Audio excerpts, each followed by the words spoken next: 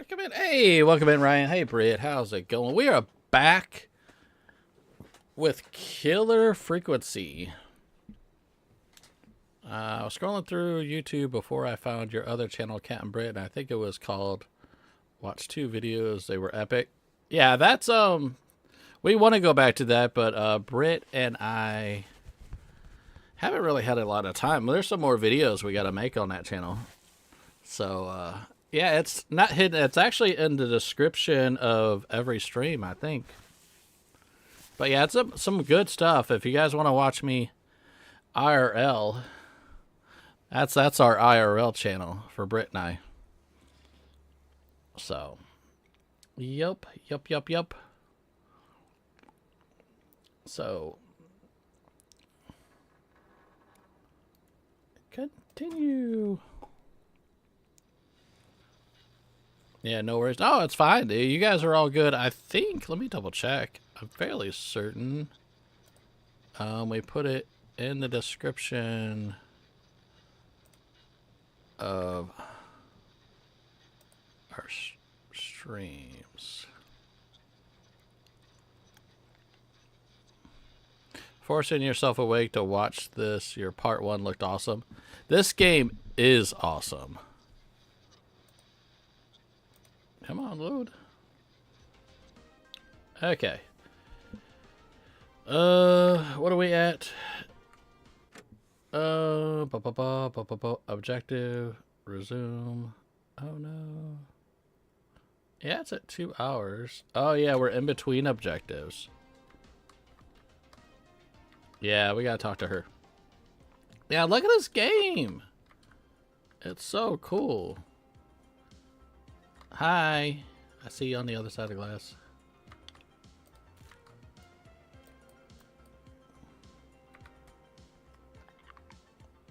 Yeah.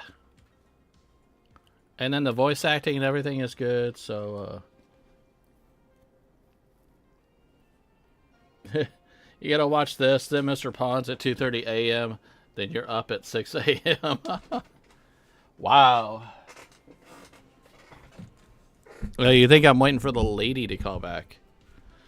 Well, let's see what we gotta do. Part 2. We're hoping to finish the game off today. So this could take more than 2 hours, but we'll see.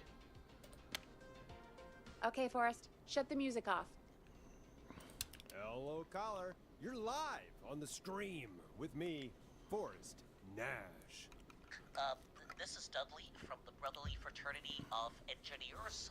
I have a note to call you. Oh. Hey, weird question. But you aren't the only ones on your street tonight, are you? No, sir. I think everyone on the street is in tonight. Yeppers. I've just visually confirmed it. I see cars in the driveways and a couple of lights on. Everyone's in, yeah. Oh. And you've not been throwing a loud party all night, have you? I certainly hope we haven't disturbed our neighbors. Why do you ask, sir? Forrest, we have a new call coming in. Uh-oh. Forrest, line 2. Line 2. Line 2 Hello, we answer. You're live on 189.16, the stream. Forrest, it's the whistling man. He's at the door. Oh my God. It's you, isn't it? Clive, I didn't talk. Oh!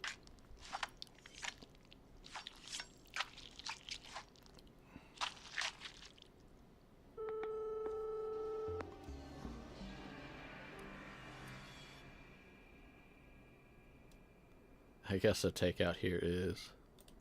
Oh, dear God. Poor Virginia. You did your best, Forrest.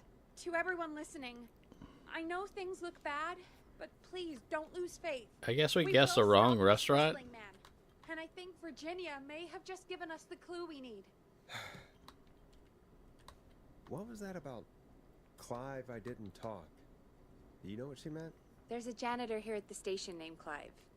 But your guess is as good as mine. All right, folks. Seems we may have a lead. If any of you know a suspicious Clive, then please call in. It could save lives. In the meantime, looks like we have another caller. Hello, caller. You're live on the stream with me, Forrest Nash. It's great to speak with you, Forrest. As a local small business owner, I find this all horrifying. A killer roaming the streets of our fair town? Terrible. I hear you. Hi, there. Guffy. It's a scary time for everyone in Gallows Creek. How are you holding up? You somewhere safe tonight? Yes, Forrest, I am. I'm here at work in my small business. I didn't mean to do that. It's a safe, family-friendly place.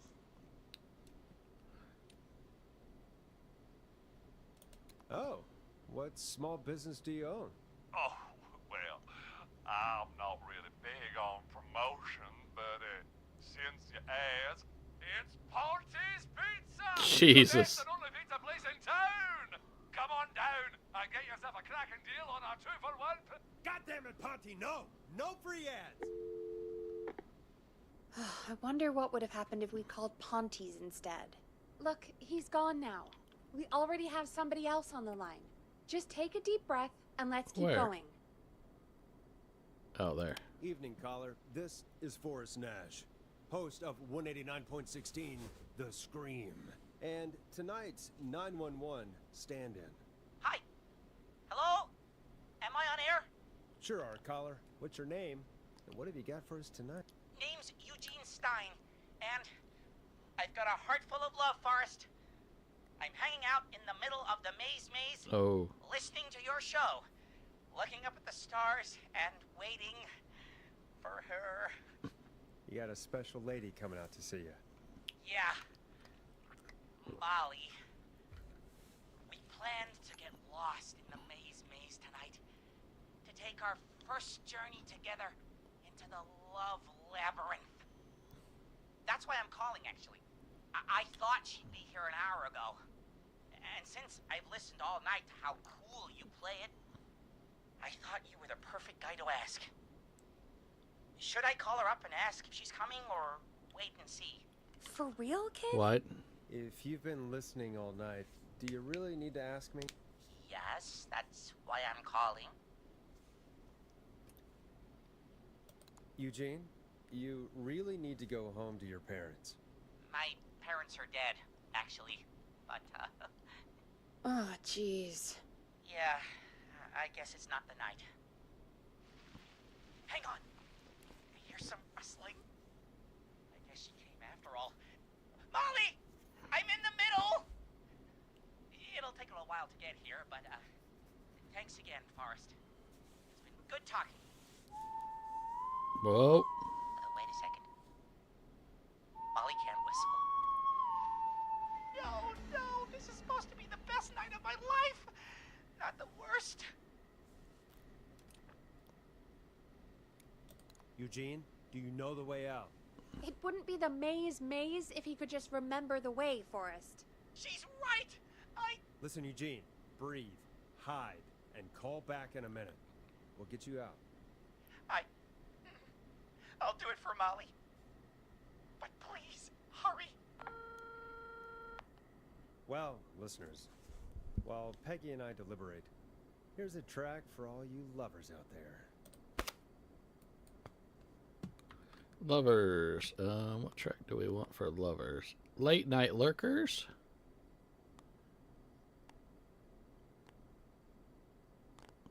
What's the blue one? We'll go with this one. It's pretty colored.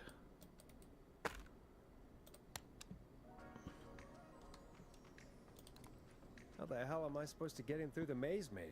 You know Barbara, our receptionist? She's a maze fanatic. Shame she isn't here. I was supposed to go with her last week, but she changed her mind.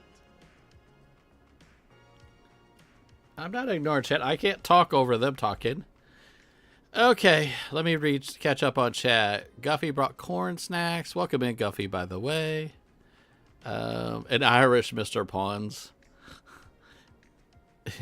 He went what? From Mr. Pawns to CD in one flip. Yeah, we need Twitch so you could use your lovely corn emotes. Guffey has the best corn. And I'm not ignoring chat. I just don't talk when the voices are going on.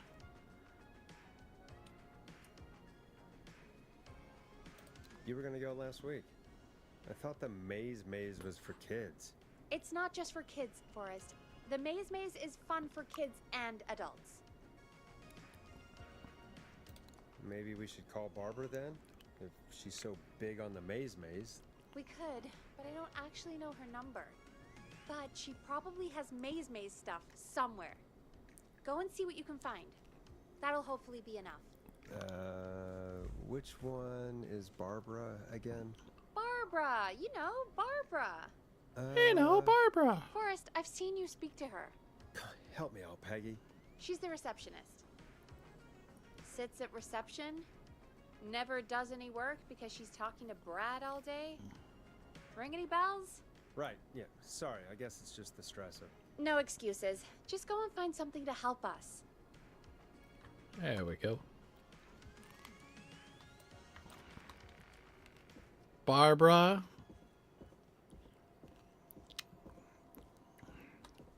The store. Peggy's a bit rude.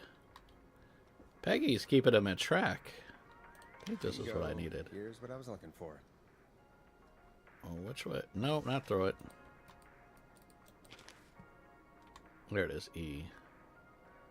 Yeah, I remember looking at this because I remember there's a corn silo in here. And that's what I brought it up. I was like, there's corn in this game, Guffey.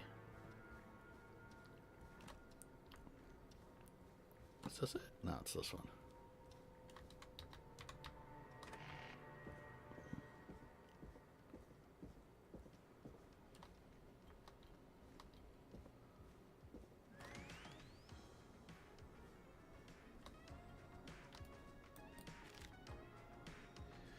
Okay, we're gonna need help going through the maze. Any luck? Yeah, I found a map for the maze in the trash. Why was it in the trash? I don't know. Never mind. It doesn't matter right now. That's a question for Barbara later. Eugene called while you were away. He's on line 1. When you're ready, shut the music off. Welcome back to 189.16 The Scream. I hope you lovers like that track. And I hope we can help our lover in the maze. Eugene, you're back on air. I'm lost, Forrest. I just ran and I don't know where I am. I'm at a crossroad, facing a tractor statue. There are hay bales painted gold on my right. Okay. Statue. Hay bales painted gold on his right.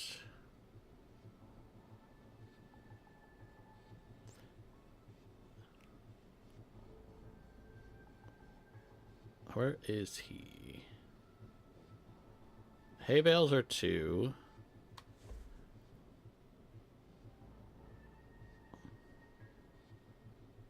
Those are the golden hay bales at 2.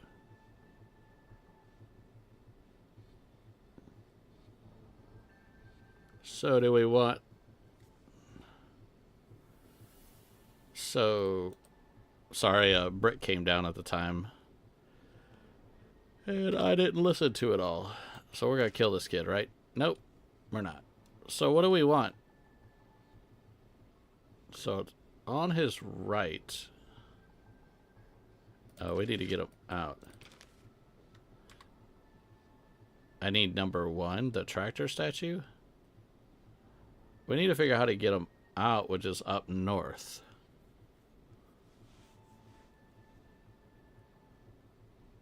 And the number 1 is where he is. Okay. Thank you, Ryan. So what do we want to take him? Let me see here. This is a serious maze, actually.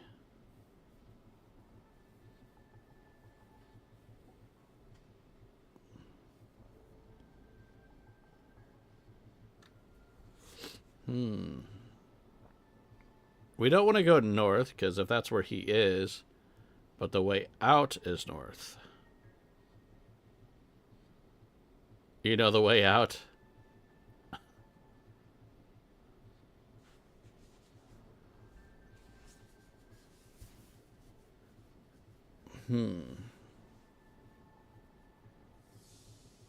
Your brain, you're crying.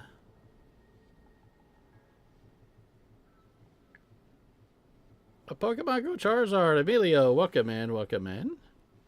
How's it going? Can I go? I can't.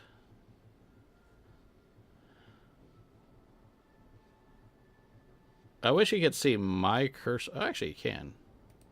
I'll do it this way. So, basically, okay. So, we're here, where my hand is, at number 2.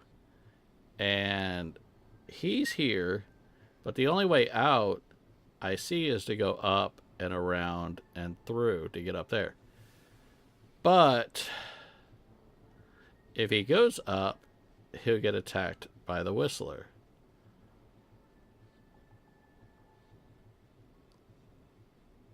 Which way do we want to send him?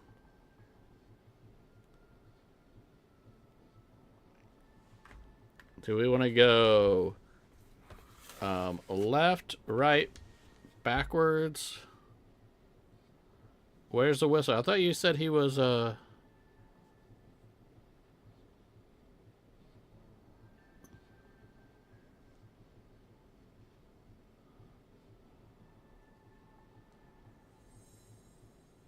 send him left.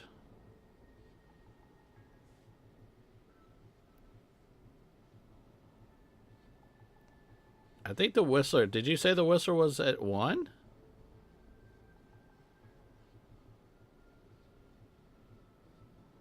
Eugene's at 1. The Whistler is where the golden hay bales are at 2.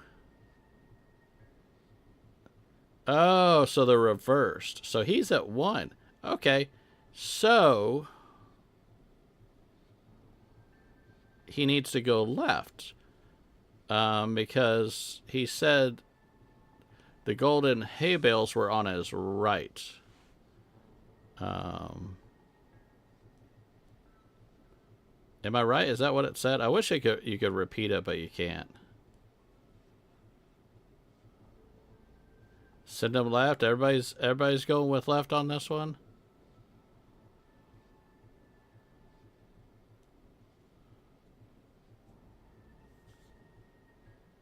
Is that what we're gonna do? We're gonna send them left, and hopefully, to be fair, who actually likes Eugene? Sure, left. Guffey says left.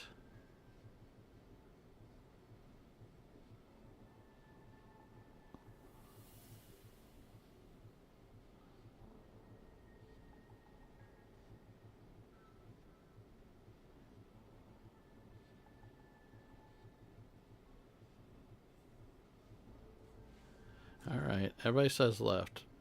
Go left. Go left. So he should be going this way. Okay.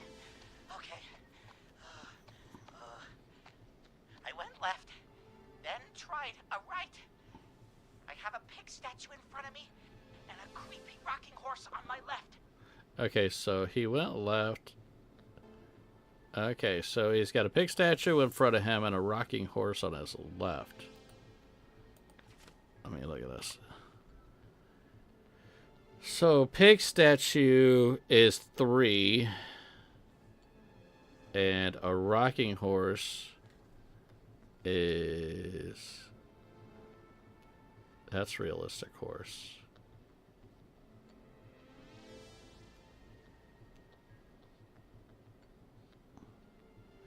Oh. He's almost at 3. And a rocking horse on his left. So that's 4 on his left. So he's going the wrong way. So basically, I don't know if you guys could see it. He's facing toward the pig statue. So basically he's facing this way. So instead of facing that way, we need to send him this way. Okay, you see what I'm saying? Ryan says left. Left would take him... No, he said... No, that won't take him anywhere, because left is where the rocking horse is. And that would be where 4 is. And if you look at it, that just veers around and there's nothing back there. Because he's looking directly at number 3. I don't know if you guys can see. I can't put my mouse in front of it. Yeah, I'm thinking backwards. And let me see if that's the right way.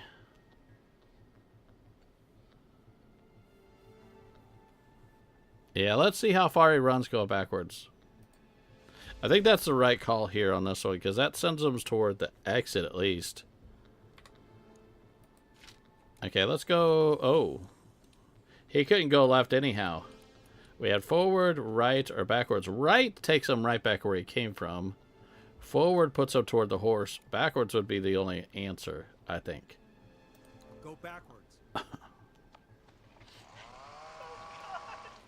didn't I just invite her over? I'm at a crossroads. Where? There's a pitchfork statue up ahead. Which way? He's at a crossroads and a pitchfork statue is up ahead. Pitchfork is 5. Oh! Okay. At a crossroads. Oh. Gotcha.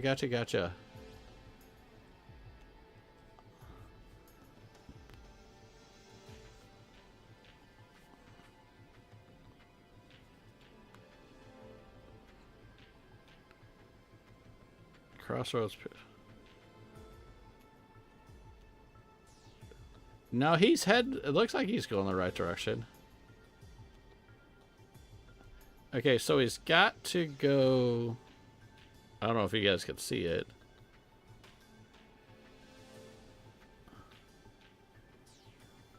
Gosh, this maze is ridiculous. Well, right will take... I wish I could just show you guys. So my guess... He's at a crossroads and... the pitchfork statue is in front of him, I think they said. Yeah. So basically, he's like right here at this crossroad. Because this is the pitchfork statue right here. And me going through the maze, he's got to go through all this to get around. If he goes right, it just takes him right back where he came from. Backwards takes him back. Forward takes him nowhere, so he has to go left. I'm going to say left. Go left. Oh, this wasn't how tonight was meant to go. I just wanted some love. There's a tiny barn in front of me and a scarecrow behind me. A tiny barn in front of him.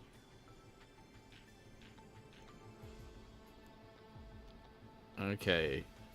So tiny barn is 8. Okay, so he made it down on the left side now of the map. So there's a tiny barn in front of him. Yeah, he's near 8. And a scarecrow behind him.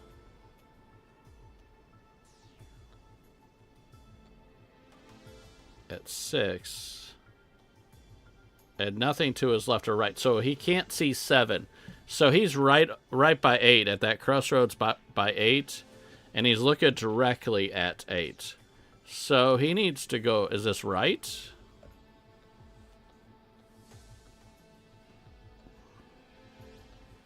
Let me see here. Let me do it so you guys can see kind of sort of what I'm talking about. He's down here. Okay. At these crossroads. Okay. And he's looking directly at 8. and he can't see 7, so he's not at this crossroad. And 6 is behind him. So he's right here in the center where my hand is. So let me pull the map up again. I don't know if you guys see that. So, well, if he goes left, it's a dead end. Behind him is the scarecrow, and that leads nowhere, so he has to go right again. You hate this? Yeah, I'm thinking right. Let's go right. Hopefully we don't kill this guy. I can't run much more. I just passed a cordon silo. Didn't see anything else.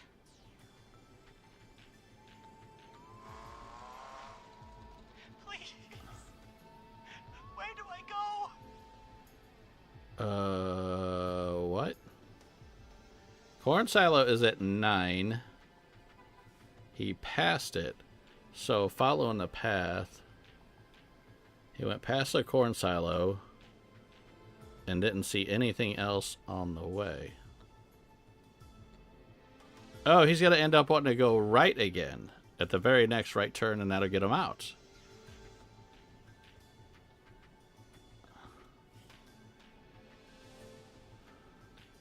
No, he's going the right way. He's like near the... Here, let me drop this down. See, I'm pointing at my monitor, and you guys can't see it because I don't have a cursor. So he went around here. You can't see it too well. But he went up and around through here, went past the silo, and he's like right here. And to get out, you have to go down and around, and he's like done. So, you see it? Yeah, he's up by 9. And so, basically, all he has is one right turn, and he's gone. And he just follows it the rest of the way. If we're right. So, we go right again. Right.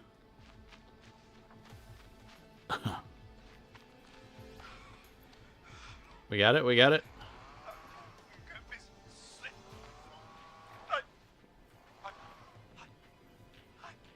I'm out. And my bike's still here. Oh, thank you, Forrest. I love you, Molly. He's gonna get stabbed. That was Don't- tense. I think I held my breath the whole time. I think it went pretty well, all told. I think you're right. By the way, why do you think Molly missed their date? Do you think she's okay? Unfortunately for Eugene, I think she probably never left home. Poor Eugene. Woo! Thank you for calling in, Mr. Walton. We'll make sure to add the town librarian to our list of suspicious Clives. Remember, report a Clive to stay alive. Next caller is up, Forrest, so take it away.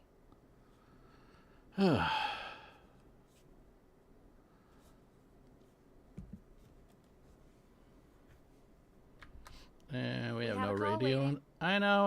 I'm hitting the You're button. through to Forrest Nash on 189.16, The Scream. Hey, wonderful show tonight, Forrest. Which one do we say, chat? Thank you, or thank you. I don't have a chord option. So it has to be one of these.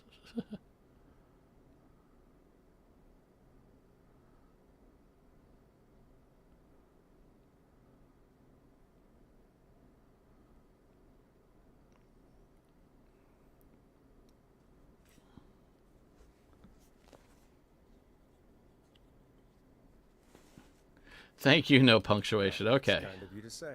Thank you. What's your name, caller? You can call me Dawn. Could you play my tune, Forrest? Your turn. What? Sure. Long Ride Home. That old song. Sure. We got it. I think I played it the other day. Thanks. It'll be good to hear it again. All right, folks. Coming up, is that old clap? Forrest, I don't think you're gonna find that song. What do you mean? I played it a few nights ago. I know, but, we don't have it anymore. What are you talking about? I threw it away. You threw it in the trash? No, I threw it out the window earlier today. And why did you throw it out the window earlier today? Brad was annoying me all afternoon. He played it on repeat because he knows I don't like it. So I grabbed it and threw it right out of one of the office windows. Not my finest hour, but I can only take so much. Welcome in, AJ. Oh, hey, Cat in chat. How scary is it? It's not scary. Yeah, what Ryan said. It's not scary at all. It's just, there's just a little... You're doing everything from the booth. You don't see anything.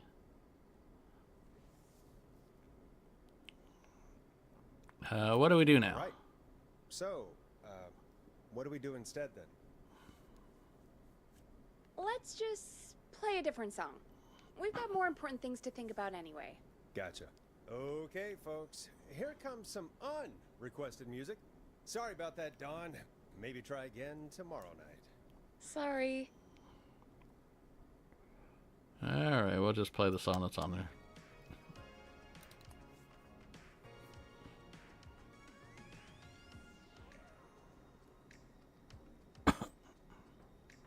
Of all the songs to request, why did it have to be that one?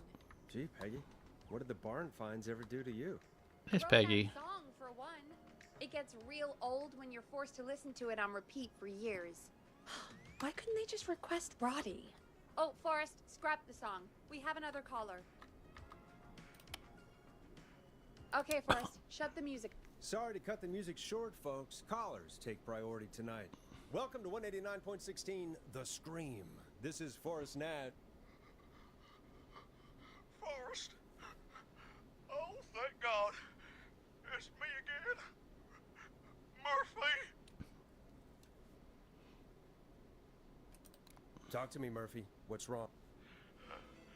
Oh, the killer got me, man. Oh, God. Why did I ever trust a guy named Master Robbie? I warned you not to. Hindsight is 20/20, okay? Forrest, we need to do something. Goddamn piece of... He came to the gallows waste disposal plant. Beat on me, man. Carry me inside and lock me in a dumpster. I got a flashlight, but... Oh, goddamn. I smell smoke. I think he started a fire. Hold on, Murphy. We'll call for help right now. You gotta hurry, man. I need someone here now or I'm gonna die. Peggy, get the fire department on the line. On it. All right. Now just... Come on, pick up. Hi. Yes, I'd like to report a fire over at the Gallows Waste Disposal Plant. It's an emergency.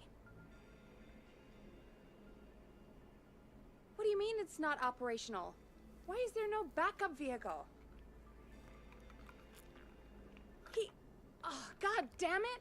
Forrest, that evil son of a bitch slashed the tires on the town's only fire engine. They can't do anything. But I have a few friends who live nearby. Maybe one of them can save Murphy. Where do they live? My friend Alex lives on the corner of Haddonfield and Romero Street. And Catherine lives on the west end of Myers Lane. And there's Jericho on the east end of Myers Lane. What? But he's old. Really old. Okay, I'll check the map, see who would be best to do this. Oh, hopefully they'll repeat that.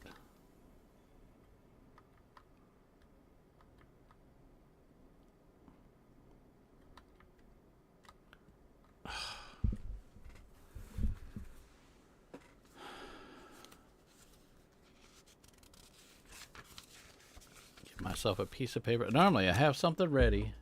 Did you guys write all that down? Because I did not write a thing down.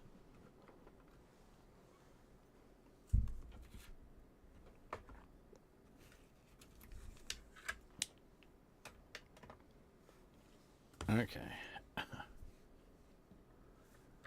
I wish he could repeat it.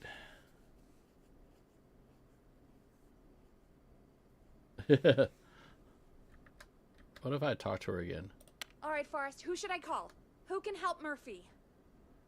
I don't know. Oh, here they are. Okay, here we go. We got it. We got it. We got it, chat. We got it. Alex lives on the corner of Haddonfield Road, right next to Romero Street.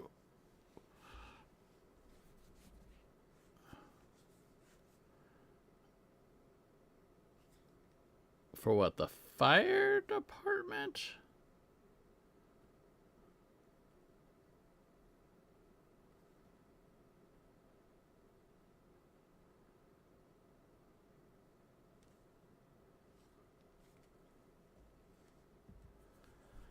Okay, so this is Romero.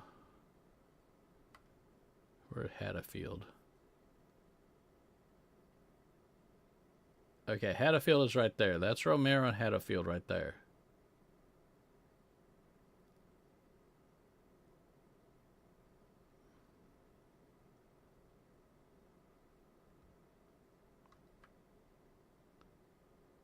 Fire's top left. Catherine is west end of Myers Lane.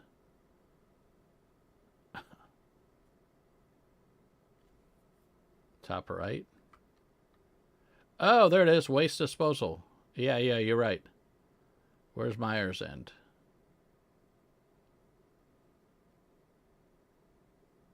This is the west end of Myers Lane. So right here.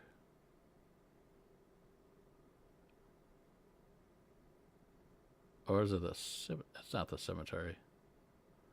It's the waste disposal, right?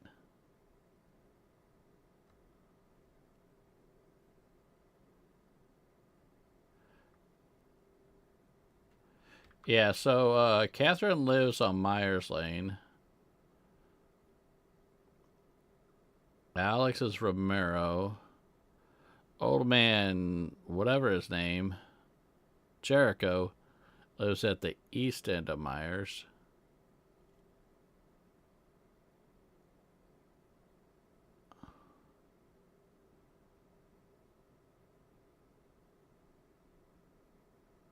Now, fire department. Get more fire engines. Well, it's not going to be that one. So it's one of these three. Catherine, you want to do? We'll do Catherine.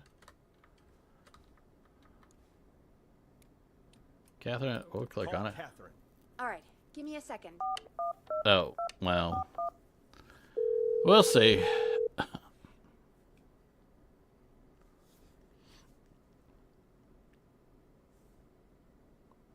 They're on the way. They'll call from the plant. You can direct them from there. Well, let's hope they get there in time.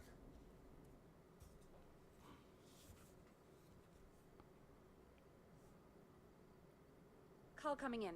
It's Catherine. She and Murphy are now both on the line. Okay. Hello, Catherine. Are you there? What's happening at the plant? The whole damn thing is up in smoke. God damn it. I'm going in. Oh, my reception is terrible in here. God, my eyes sting.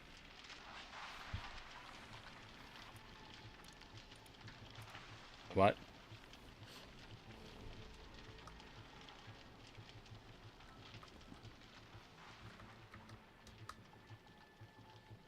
Huh?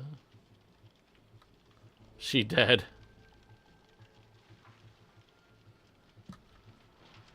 What do we gotta do here?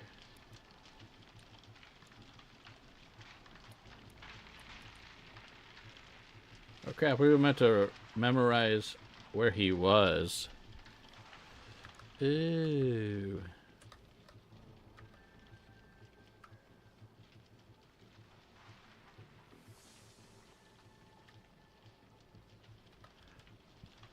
Alright, here we go. Ryan's gonna kill her. Waste disposal. Got it. Okay, I'm here. Okay, we're good. Forrest? Get me right. It's coming down. I gotta go. Forrest!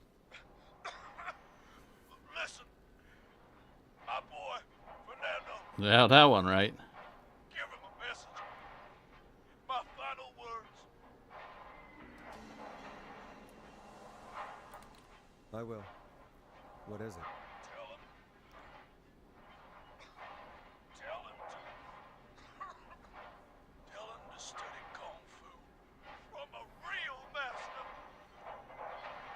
Then go kick the master mommy's ass. Oh God, Murphy. Poor Fernando is gonna be crushed.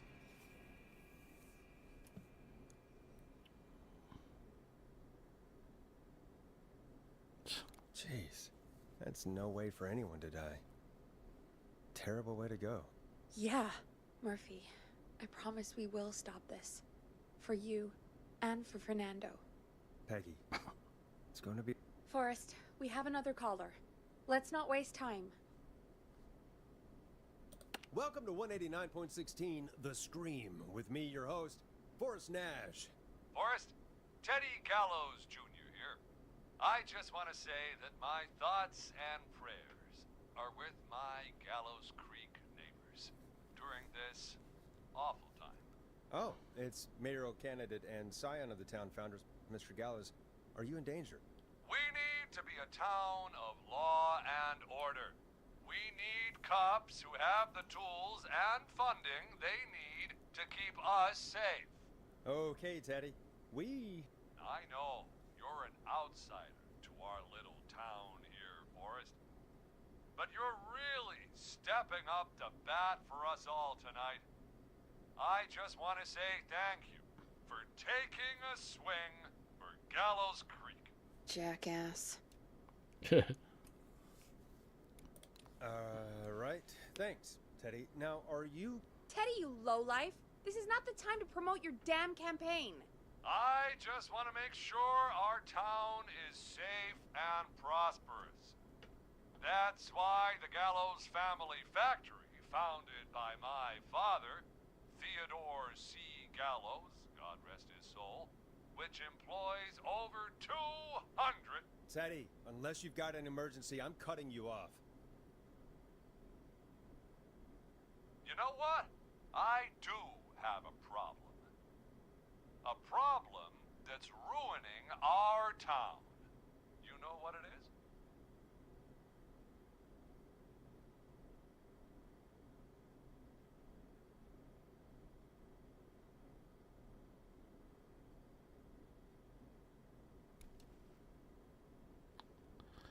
Oh, what's the problem?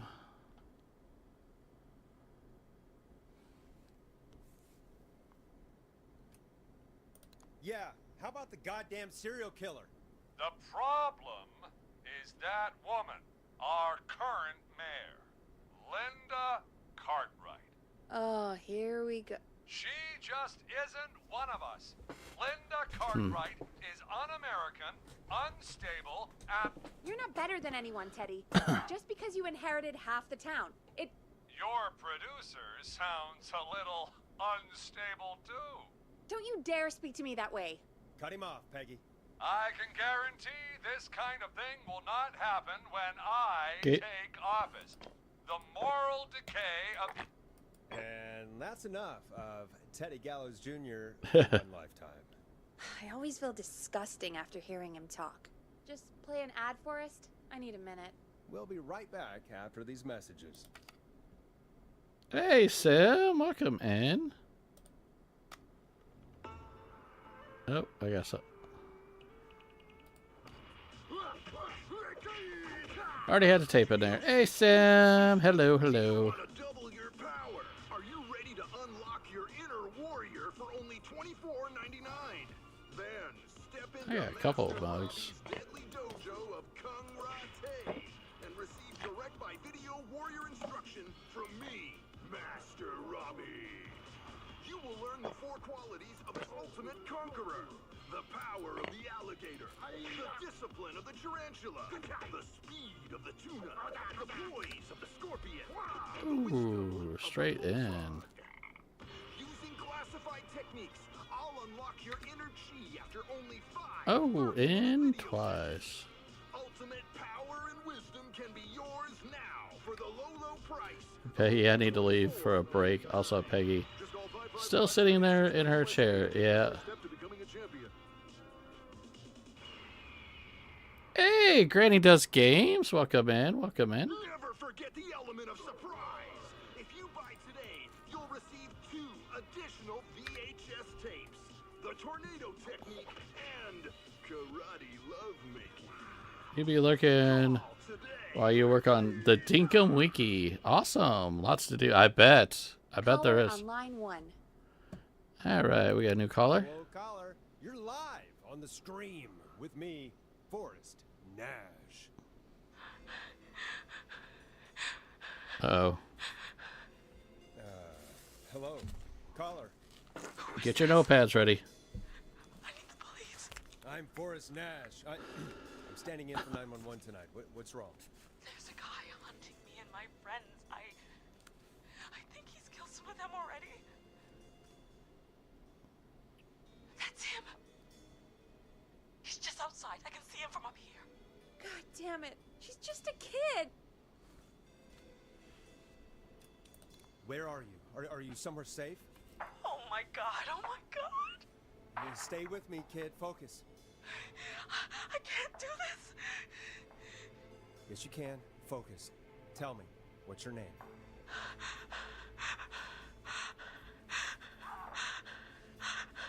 Sweetie, you can do it. What's your name? Carrie. Good, good. Carrie, listen to me. We're gonna get you out of there. All right? Now, where are you? The old murder house. What? Upstairs. I'm at the end of a hall. There's a bathroom, a couple bedrooms, and a closet. Oh, he's coming. Where should I go?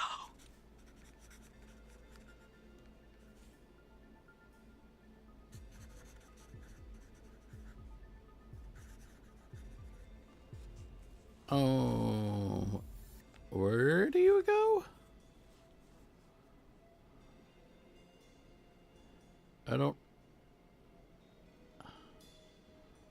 Bedroom always works. I was thinking closet, but.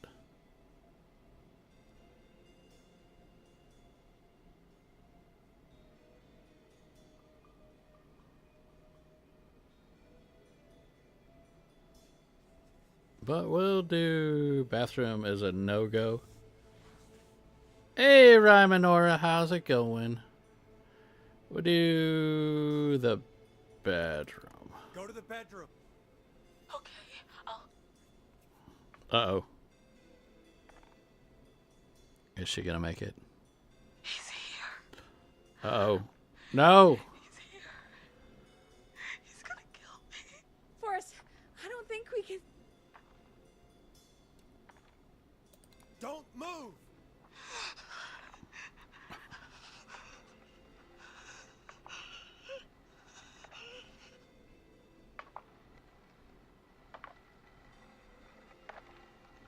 Oh no! Oh no! Oh no!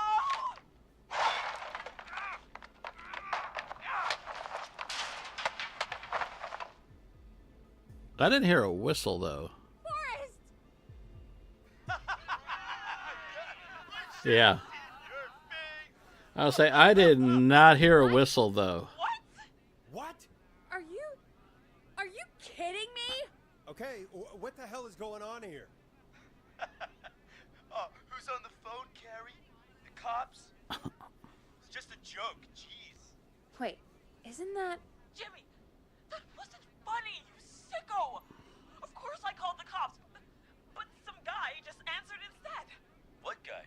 Forrest Nash, what the hell are you all doing? It's prank night, old man. We're just having fun. That's the kid! The kid who called in earlier pretending to be the whistling man. That's it. I'm out of here.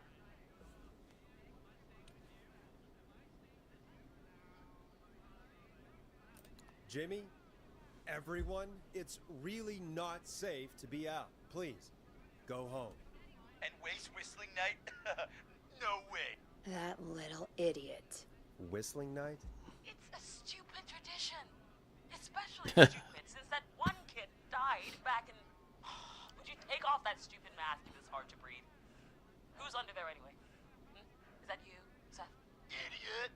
Seth is right next to you. That's, wait. Oh no. Who are you? Oh no, man!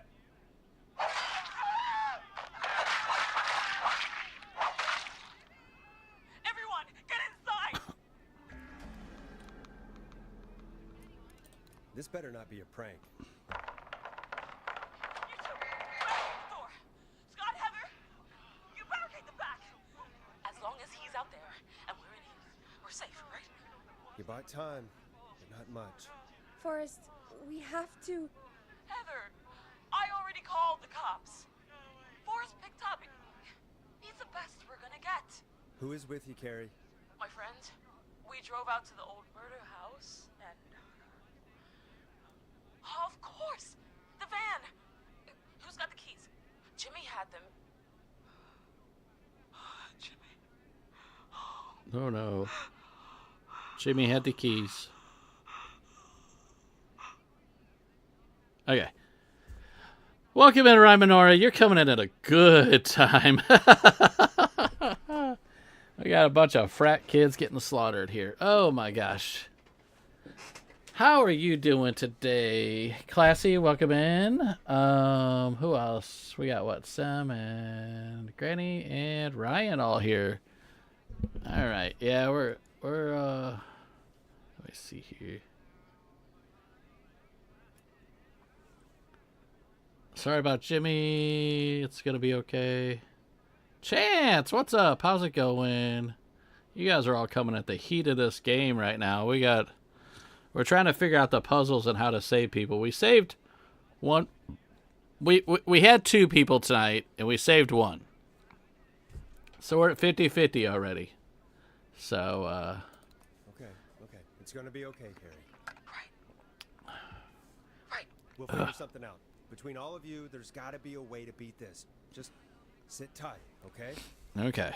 Heather, shut up. If we do that, we're gonna get killed. If only Jeannie were here. Jeannie? Jeannie McPherson? Our intern Jeannie? Yes. She's my best friend and the smartest one out of all of us. She stayed in tonight. Forrest, listen. We'll see what we can come up with, and, What? Scott, you're not any good at... And... No, Chad. Out of all of us, you're not the one to... Everything okay?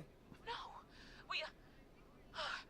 We're figuring out a plan, but everyone's volunteering to do things. They're just... Oh. I think we can figure out what to do, but I don't think we can agree on who should do what. I think you'll have to be the... Yeah. Or else these idiots are gonna get us killed. We have to figure out who does what job. Shut up, you... Forrest, I'll call you back. But I don't know anything about your friends. These damn kids never learn.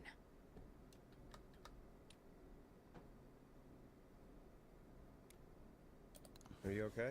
They do this kind of thing every year, Forrest. People get hurt. All right, folks. We're gonna work out a way to save Carrie and her friends. This next one goes out to all the trapped kids out there. All the trap kids. Which CD do we want to play? Crying for Help. There we go. We'll play that one. There we go. No intro. Peggy, you mentioned something about their friend working here? An intern? Yeah, Jeannie. Seems a nice enough girl, but a bit head in the clouds, you know? Not sure why we took on an intern. We really didn't have the office space for one. Poor thing got tucked away in a dark corner somewhere downstairs, I heard. All right, I'll go see if I can find her desk.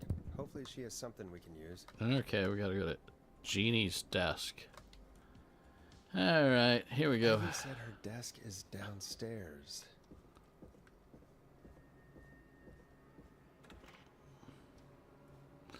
Is that the one that was back here? Because I didn't see any desks back there the other day. Over here? Jeez, they really tucked Jeannie away. Yeah, Genie, good luck. Yeah, that's this one. That's just the book. Anything out here?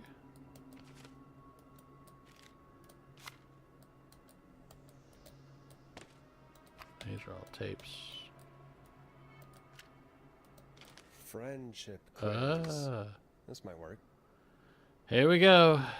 These are the people we're going to need to mess with. Hold on.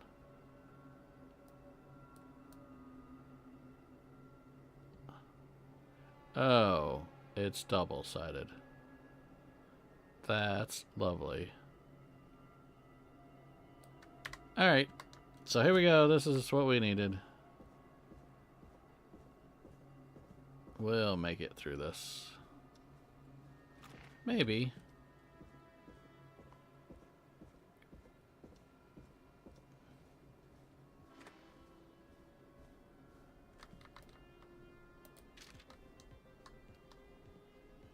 Hey, you find anything that'll help us out? Yeah, I found a friendship quiz with all these kids on it. If you think that'll help, then good enough. Carrie's on line 1, whenever you're ready. Okay, here we go. Time to turn the music off. This is Forrest Nash, back again with an unlucky caller on this unlucky night. Carrie, are you there? Yes, we've got a plan, but we can't agree on who should do what. You want me to be the tiebreaker? Exactly. I'm ready. What's the first step? Okay, first things first, we'll need a spotter. Someone who can keep an eye on the killer. We'll need someone on the roof. It's gonna be a hard climb. We're deciding between Heather, Kyle, and Hot David.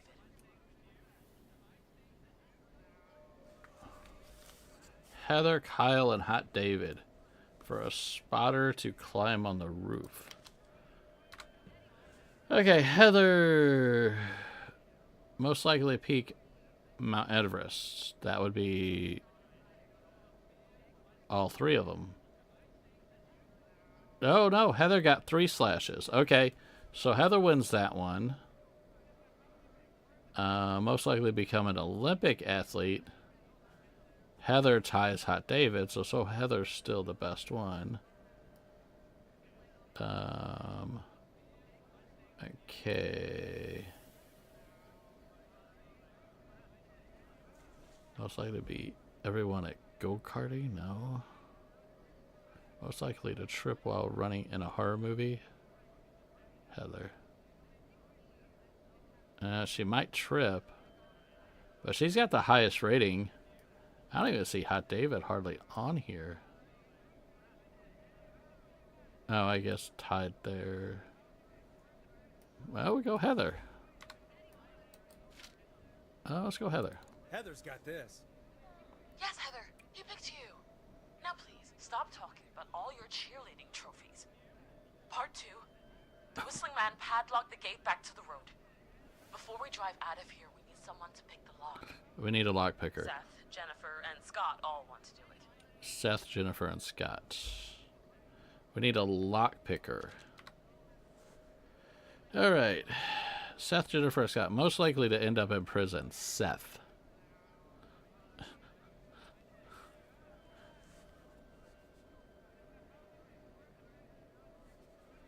Most likely to escape prison. Jennifer. Ooh. I'm like a Jennifer more on that note right there.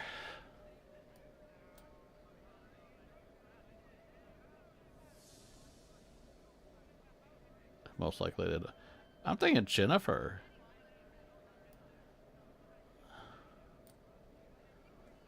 Yeah, I think we do Jennifer. Yeah. Jennifer. Jennifer. Jesus, Jennifer, you carry a bump key? Why didn't you say so earlier? Anyway, that brings us to part 3. Getting the van keys. I'll volunteer for this. I don't know TV as well as you guys, so it'll probably be easier that way. Then is part 4.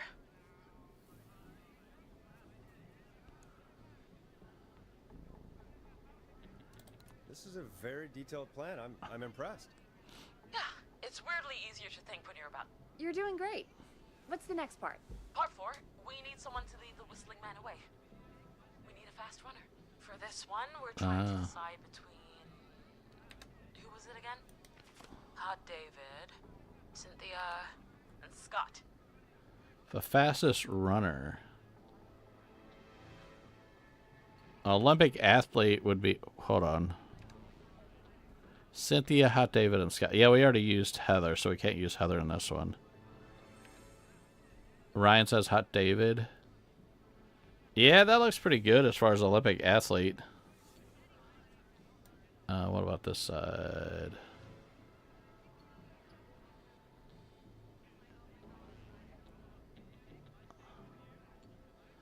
Yeah, we'll do Hot David. Hot David it is. Hot David. Yeah, you do spend a lot of time running shirtless. You got this, Hot David. Sweet. Okay, let's recap. We get the eyes on the roof. A runner distracts the killer while we grab the van keys and pick the lock on the gate. Now the tricky part. The getaway. Ooh, what's the plan there? Well, we can't all outrun the whistling man. But he thinks we're just a bunch of stupid teens. So, let's use that against him. Part 5. We trick the killer into a trap. Someone can pretend to be injured. Who would make the most believable lead? Who you got? We got Lisa, Tammy, and Cynthia. Lisa, Tammy, and Cynthia.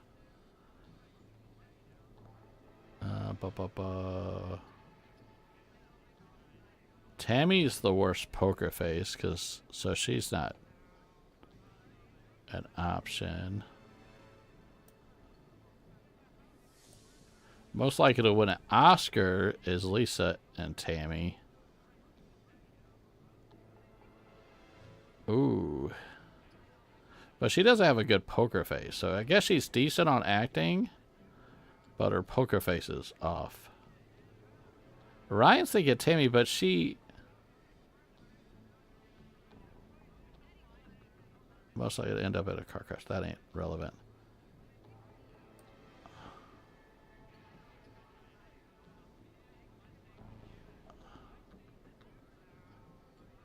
Oh, she has a good poker face, actually.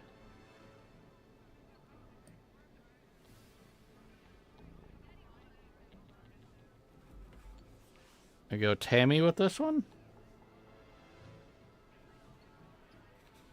No, Lisa? Which one is it? We going Lisa or Tammy? Go Lisa? I'm fine with either one. They're both most likely to win an Oscar. We'll go Lisa. Go Lisa. Hey, Lordfish. Hey, what's up? Lisa. How's it going? Lisa. Tons of Lisas in chat. Is perfect practice. That should take care of the killer. And then it's time to get out of here. Finally, Part 6.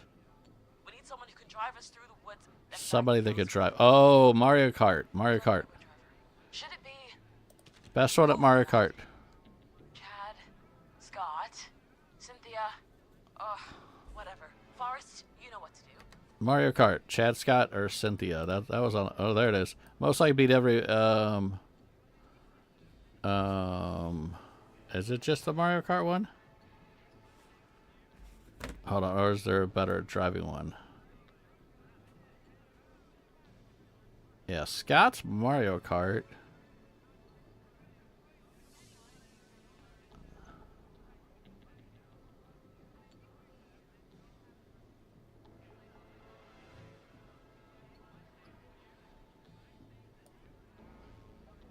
Oh, you're right.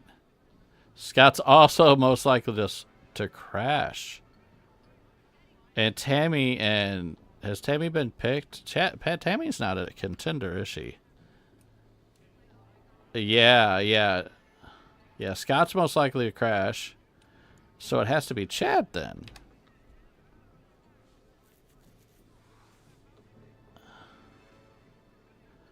Yeah, go-karting, Scott does win, but he'll crash. Yeah. All right. Let's go Chad. Chad. How many did we Your go-karting unlive? Great, Chad. Thanks, Forrest. We'll just take a few seconds for ourselves. Sounds good. Talk to you in a sec. Good luck, Carrie. That actually sounded like a pretty good plan. I hope you're right. Yeah, let's hope. I guess we just have to wait for the phone call because we can't talk to him throughout it. That's done. All that stuff's gonna fall up. Back already. Line 1 again. Play with my toys.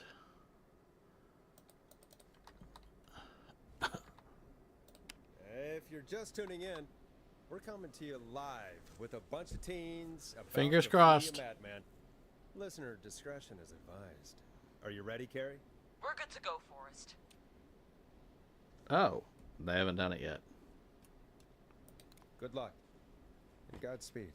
You got this. Here we go, everyone. Spotter, to the roof. Go, Heather. She's off and away. All right, Renner. Get ready. Wait for the spotter's signal. Spotter says go.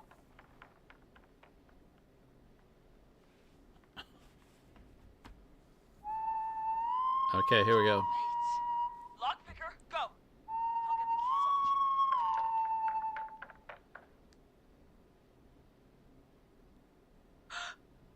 off Jimmy. Oh, Jimmy. Oh, his face is... The keys, Carrie. You need to get the van keys. His face is lying next to him, Forrest. He got cut. Oh, God.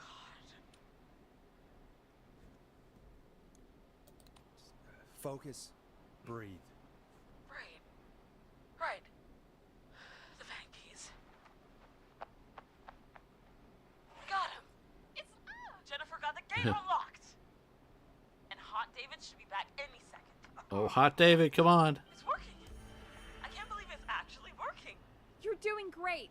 Focus. You got this. We got this. Next step, trap the killer. All right. Wait. Get into position. Everybody else, hide.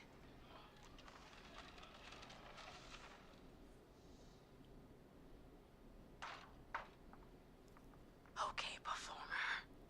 Now, act like your life depends on it.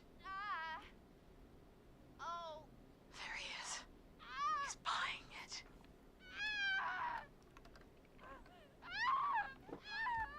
Now! Push the bookshelf over!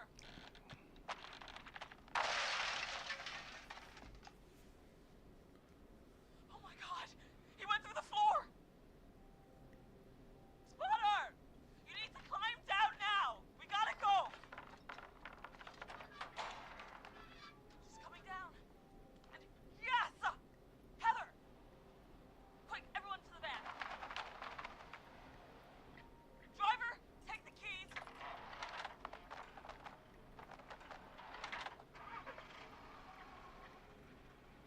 The damn gate swung shut.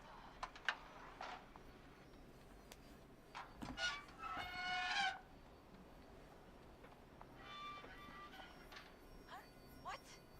It won't stay open. I'll hold it.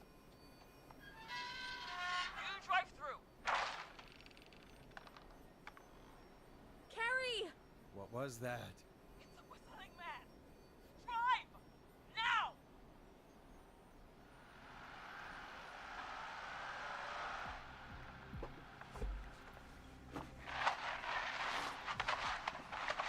Go. Let me go. Go! Just drive! Oh my god.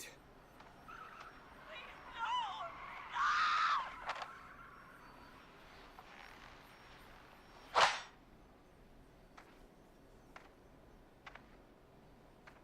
Carrie? Uh-oh. He just Okay. stared at me. Carrie! Carrie? Just stared at me. And walked into the woods. I don't understand. Thank God you're okay. Can you get somewhere safe? I can make it home. Thank you both for helping. If you hadn't, It was your plan, Carrie, and it was a great plan. It was really all you, Carrie. Still, I need to get home. Breathe, Carrie. You're okay now. I'll call you when I'm somewhere safe. Talk to you then. Folks, that was a lot. Our thoughts go out to Jimmy's parents in this awful time. For any kids listening in, please stay inside and stay safe. And parents, hug your kids extra tight tonight. Here's a song for the girl walking home in the dark.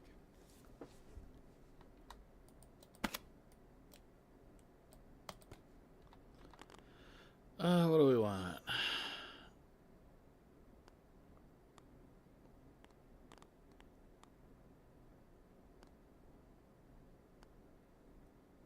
I better put a record on. I'm working on it. We'll just do that one. Well, sounds like they made it through. Hey, we had a call come in. Okay, I'll answer the call. But once again, welcome in, Lord Fish. How we doing? Him and Queenfish did the Halloween update. I know, I will. Give me a second. Him and Queenfish did a Halloween update for Yard Sale Simulator. We're going to stream that. I think it's tomorrow. Tomorrow, I think we're going to do that. I already have it up on the YouTubes. You can already see the time and everything. But we're going to get this phone call here. But welcome in. Welcome in. Anybody else that happens to be lurking out there? And take the call. I've got it, Peggy. Okay, Forrest. Shut the music off. I got that too. Here. Listeners, we've got another caller live on 189.16, The Scream. What's on your mind, caller? Hey, Forrest. I just wanted to phone in and say that I think I speak for everyone when I say that you're providing a real service for Gallows Creek tonight. It's cool what you're doing, man. Well, I'm just doing my job, friend. Anyway, tell me about yourself. What's your name? Are you keeping safe tonight? Yeah, man, I'm good, thanks. I'm at my roller rink, trying to get everything ready for the Harvest Festival tomorrow. I had a guy from Starling Security here earlier installing the Starling 4000 system, so I'm a little behind. As for my name, my friends call me Roller Ricky, and I now Ricky. consider you a friend, my man. Okay. We're friends now, huh? Well, that's kind of you to say. Thanks. Yeah, man. Sounds like roller skating is more than just a job to you. So is this vocational? I wasn't always Roller Ricky. Once upon a time, believe it or not, I used to go by just Ricky. Yeah, back then, things were pretty rough. I used to roll with a bad crowd. Not all bad, but there was one guy. Anyway, some bad stuff went down. I harbored a lot of guilt for a long time and turned to the bottle. I didn't really talk about it or even know how to talk. It's just how it was.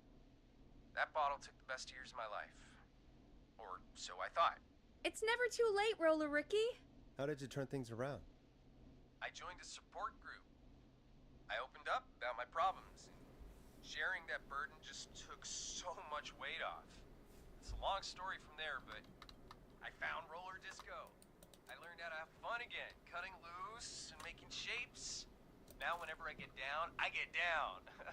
I'm finally free from it all, man. It's important just to talk to somebody. That's the first step. Ain't that right, Max? Aw, hello, Max. Yeah, welcome to the show, Max. Max is my emotional support dog. He's a rescue dog, but I always say he's the one that rescued me. He's the best dog a guy could ask for. Of course, the first thing I did was teach him how to skate. He's better than me now, a real pro. Max can skate. Yeah, man. At first they said it couldn't be done, and then they said it shouldn't be done. But Maxie loves the rink, man. Is that another train, Maxie? Maxie loves trains, man. He's even got that special how to greet them. Oh, we got stuck.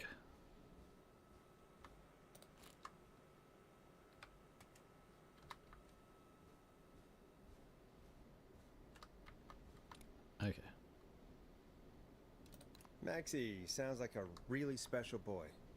Maxie appreciates all the positivity you're throwing out, my man. You know, I'm actually hosting free skating lessons tomorrow at the festival.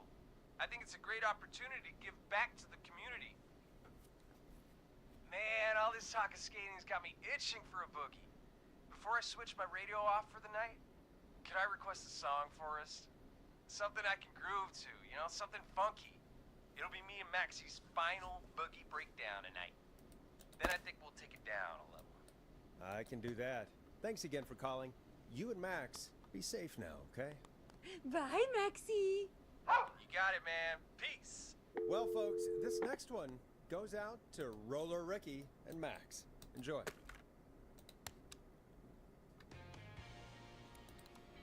Looks really like needed not for that call, broadcast you know? game. Oh, that game's everything. crazy. Yeah, I get that.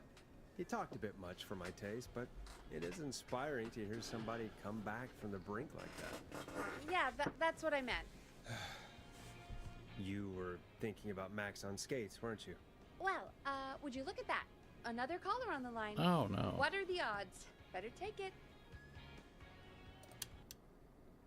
Welcome back to 189.16, The Scream. This is Forrest Nash. How are you tonight, caller? I'm doing okay. I made it home safe. Oh, Carrie's alive. Hey, I just wanted to thank you for doing what you could earlier. You know, even though we lost Jimmy, and I don't know. Hey, it's okay. You were so brave earlier. You're safe now. I wanted to ask you why he didn't. Why am I? Why what, Carrie? Why did he spare me? After what he did, why let me go? Gotta go. It's 1:20 a.m. Need to be up in about 4 hours. Okay, night, Ryan. Thanks for hanging out with us. Have a good sleep.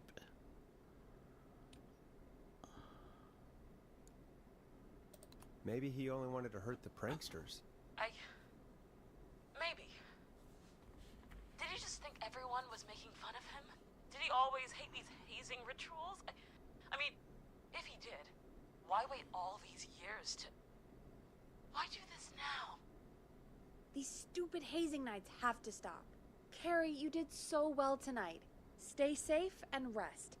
Help is coming to Gallows Creek. We just need to hold on. Thanks, Peggy. Hey, Forrest? Could I request a song? Of course, Carrie. What song? Any song by Blast Processor. And thank Blast you. processor? This Do I next have one one? Oh, it's this Goes one. out to Carrie.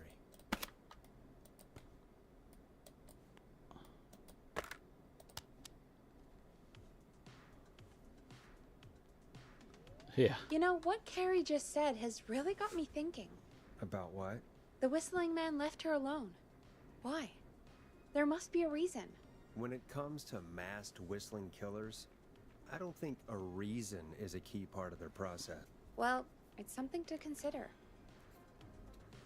I need to take a break. If you want to stretch your legs, now's the time. Just hit the Peggy button when you want to get back on air. There we go. I can talk to chat now. Ramanor's like, she's like, why did he spare us? And you're like, okay, gotta go. I think what it is since he tries to get off the line pretty quick, because this is basically 911. Because if you didn't watch the first stream, it's a small town. 911 operator found the police, went to the police station, and I think the sheriff is dead. And she took the deputy to a neighboring hospital. So 911, there's nobody, so she rerouted all the phone calls to this DJ station. So oh, another microphone.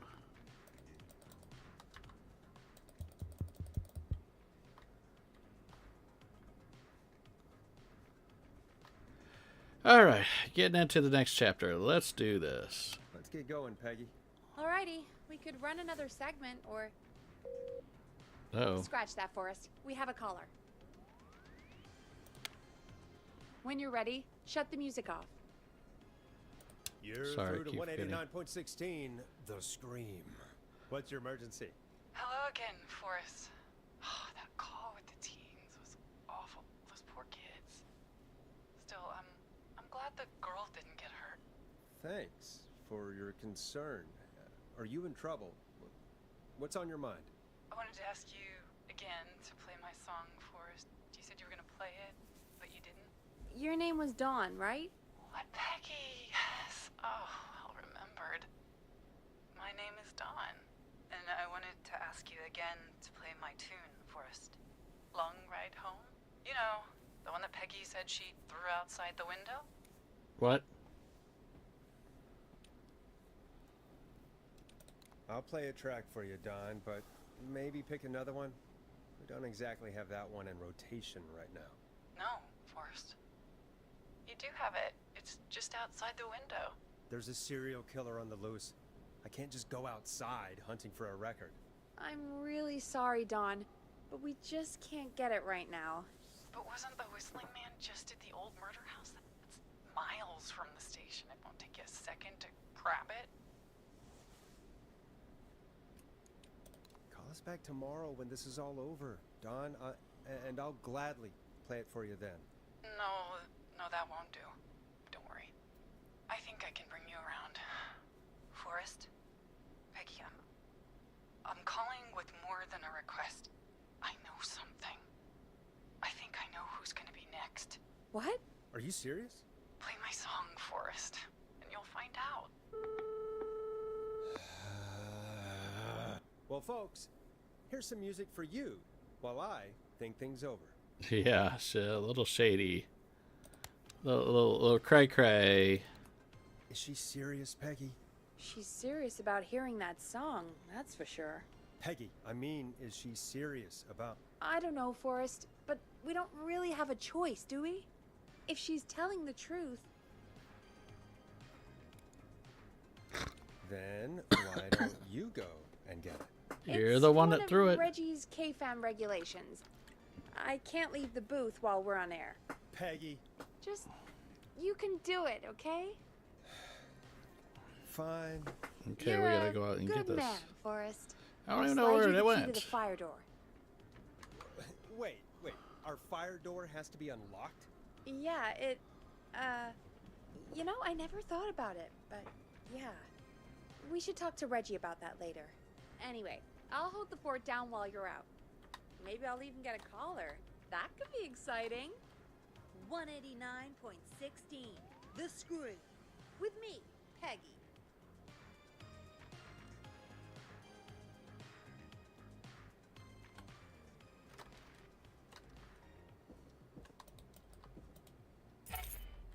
Is this the fire door? I'm not getting in there tonight. I forget where the fire door is.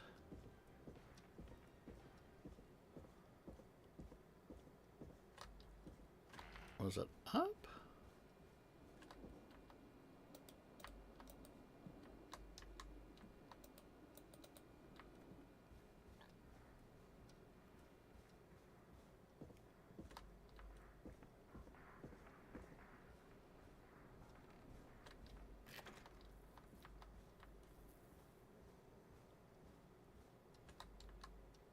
Hey, don't go out there.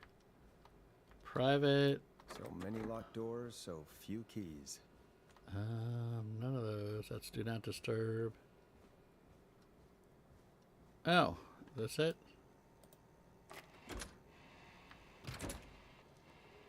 Alright. You know, I hope she'll be happy when I'm brutally murdered by the Whistling Man. Out here. In the open. Alone. Don't know what the heck was that?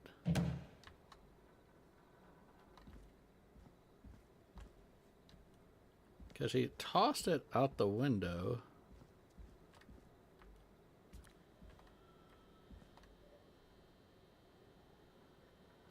I just don't know which. Is this it? Here it is. ride home. Oh, get ready for a jump scare if there's gonna be one.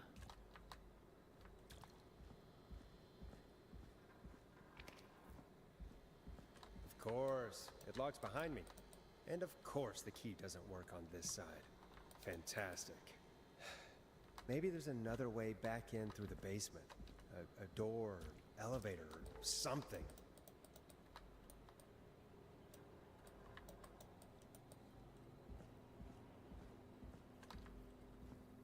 I thought I was just staying in a DJ booth.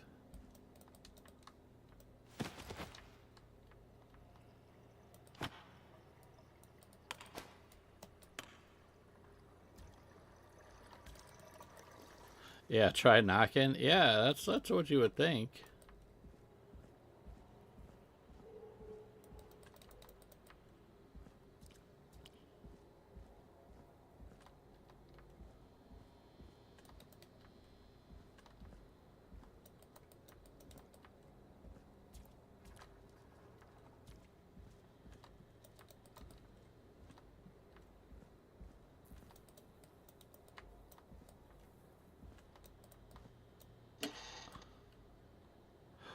Oh, you're kidding me.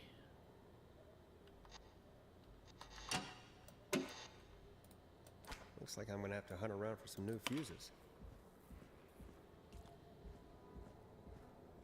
Saw a fuse over here. I just didn't pick it up. Was it over here or was it over there? I don't remember. Okay, this is when it's gonna get spoopy. There's one. That's not the one I saw.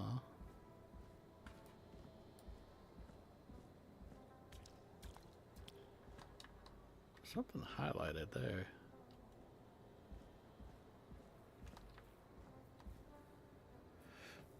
Chance, or did the killer slip in when you came out? Ooh, interesting idea.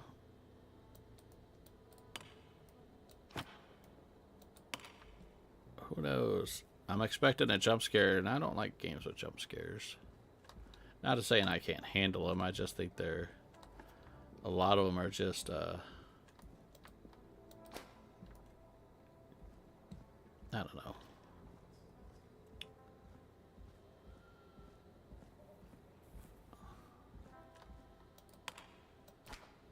One more.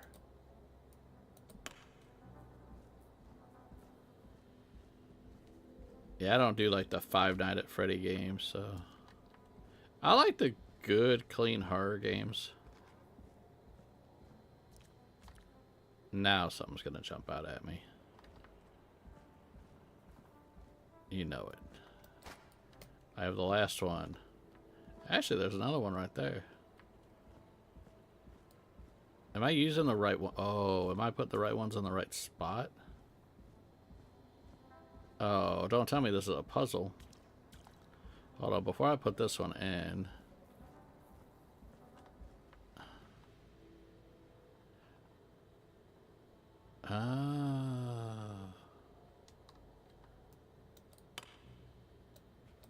Is that right?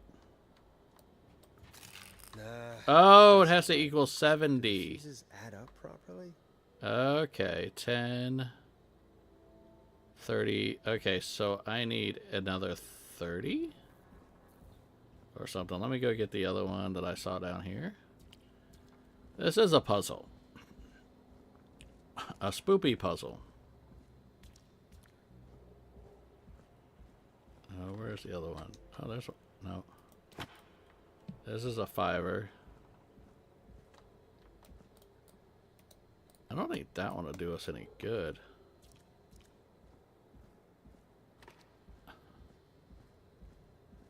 Yeah.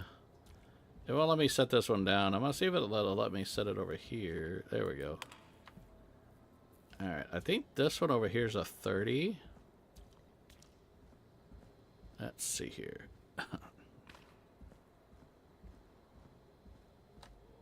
This one. There she goes. Yeah, we didn't need the 20. We needed the 30. Set this guy down. So I can take this one out. Put you down.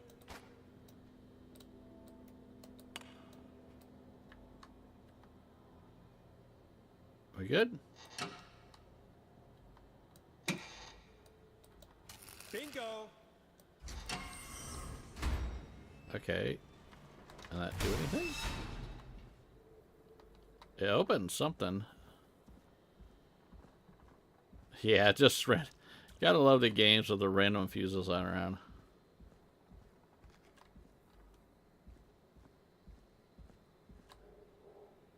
I could probably survive that fall. Is there a crouch button?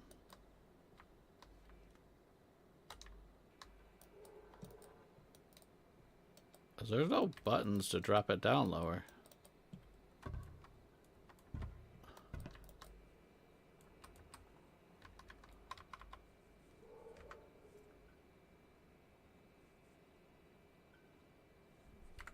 Okay, hold on. Controller option. Nope. I don't know what crouch is in this. Is it control? Ah, control.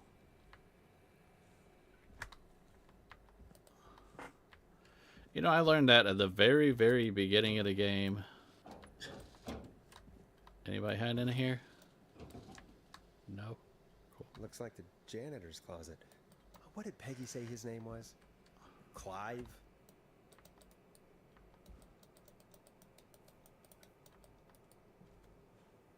Hey, X-Gamer, welcome in, welcome in. Oh, closet. What? Hold on. Do you see what I see? You come in, that's supposed to be a locker. That's no locker.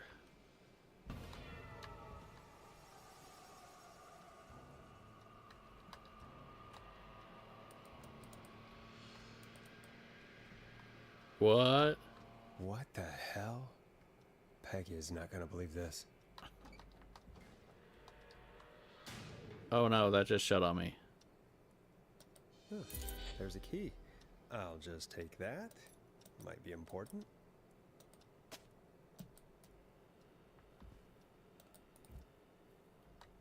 Just some random arm laying there. Oh. Does it go on the mannequin? Because there's another... What is this? Five Nights at Freddy's stuff going on.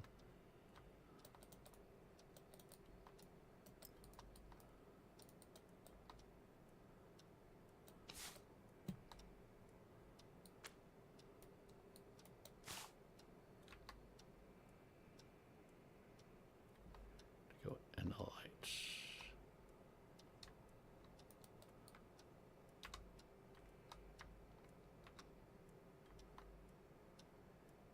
Here's to me and...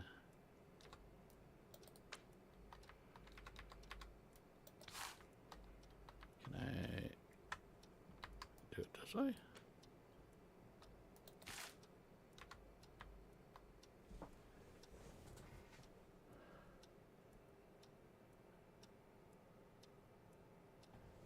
Thank you for making our song yours. I can't read the second name. It's really dark. But here's to me and somebody. Thanks for making our song yours.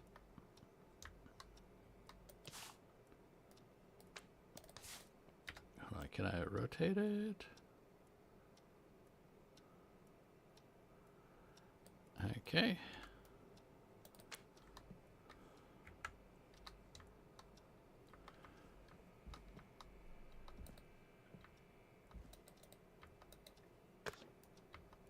Okay, I could take that. Ooh, definitely gonna need the screwdriver.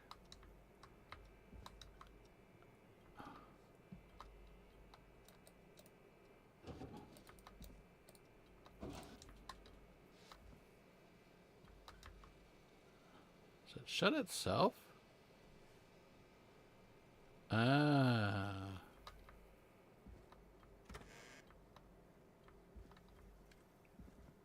Up we go.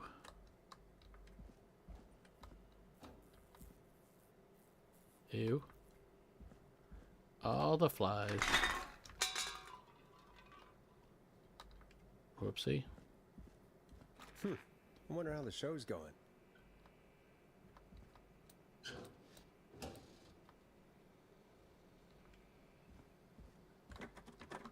That's locked.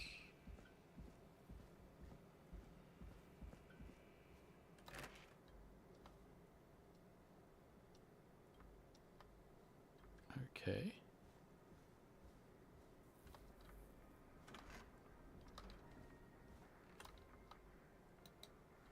I'll take this with me just in case. Never know.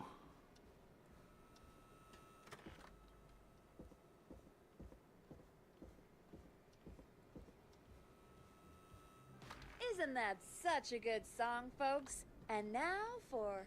Jesus, Forrest, you've been gone for ages. I thought something had happened. Something did happen. Clive the janitor might be Clive the murderer. What? I'll start from the beginning. The fire door locked. He's telling the story now. Now it's 2:40 a.m. Why did you heave that thing all the way up here? Because the basement's creepy as hell, and I don't like standing around down there. Fair. Alright, let's run through this again. We have a creepy board you found in a creepy basement, made by our creepy janitor, who you think is the creepy whistling man. Yep. And on the creepy board are the names Chuck Brody, Kim Walker, Rebecca Allen, and Aunt Williams. Correct. And you think one of these people will be the whistling man's, Clive's, next target. That's right. And we've got to find him. You said there are 4 locations listed there too? The hospital, the power station, the gas station, and the trailer park. Clive must think the target is at one of those locations. Forrest, you're gonna have to figure out if any of the potential targets are at one of these locations tonight. Hit the button if you need any help. What? Wait. What?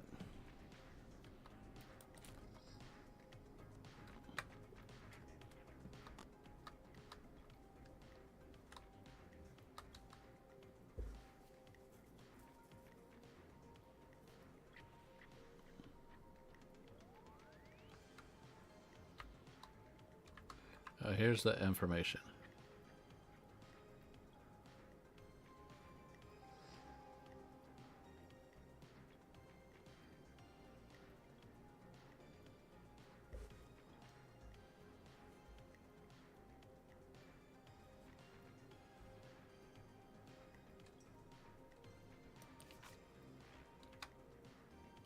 Why is it so dark?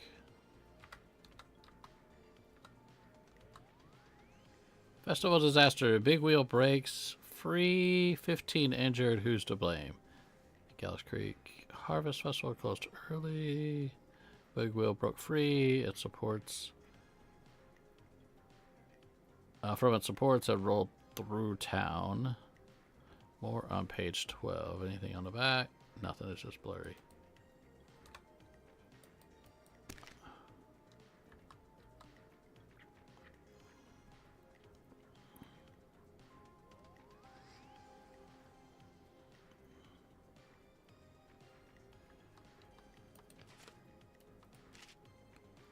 Oh, I can move it anywhere I want.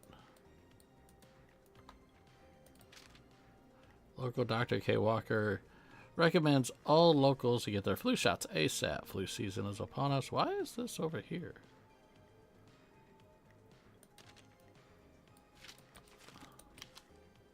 Gotta go to an eye appointment. Have a great stream. Thank you, Granny Does Games. Thanks again for you coming in. Much appreciated.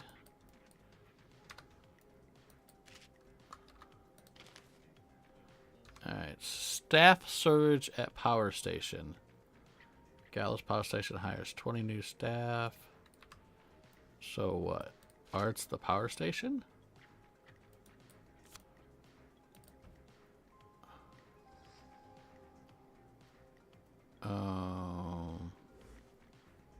Is that what I gotta do? Is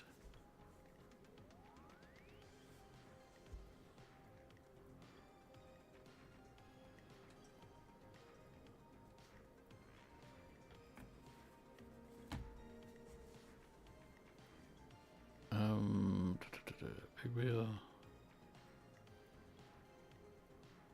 I don't know.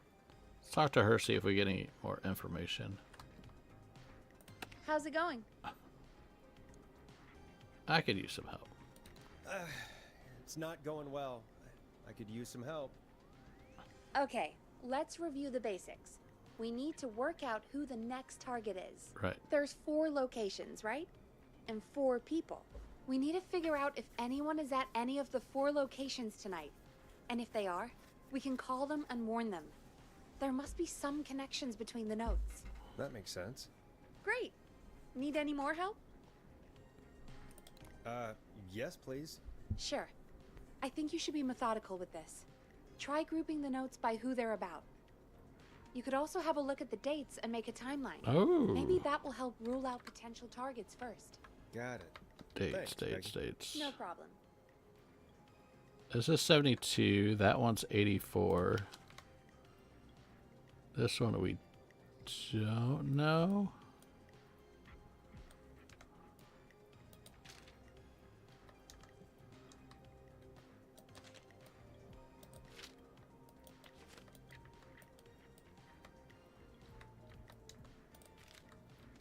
Oh my gosh. Oh, I get it. So these go over there somewhere somehow. Okay. 1969. This is 87. Local legend takes to Manhattan. Infamous author to tell a book. Diary of the Car Thief moves to Gallows Creek for a new life in the big city.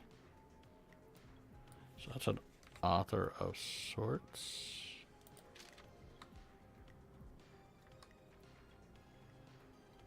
Okay, next one. 24-hour gas station bought by local ex-lottery winner. Christine's gas repair has been sold to a man who won the lottery 14 years ago. The new owner claims it would keep me busy for an evening. He has asked to remain anonymous. Is your car safe? Sheriff Matthews wants citizens to look out for suspicious behavior. Quite rich health. I'm trying to see.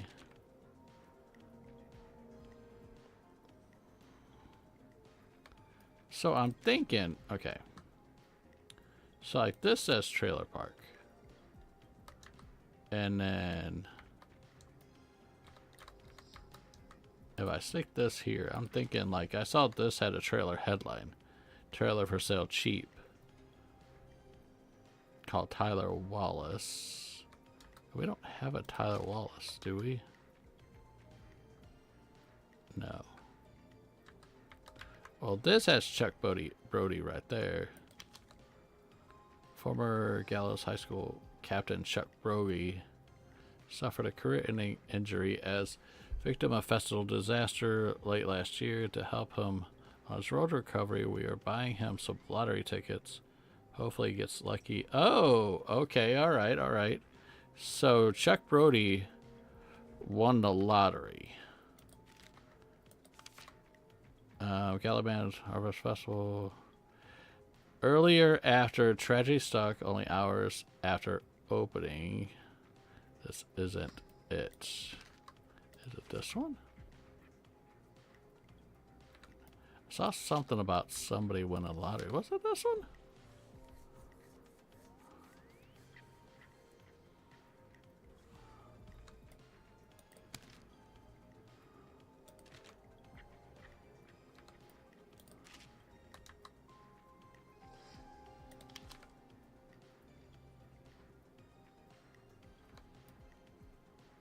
Oh, here it is.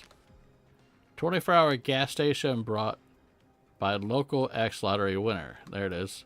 So that goes... Well, that did... Okay, so Chuck Brody won the lottery right there. So we take Chuck and put him right there. And I guess gas station next to that. Just a thought. All right. All right, who else? Okay, so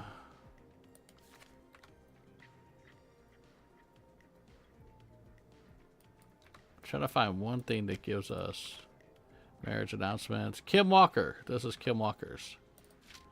And there's Kim right there. So these are not supposed to go there.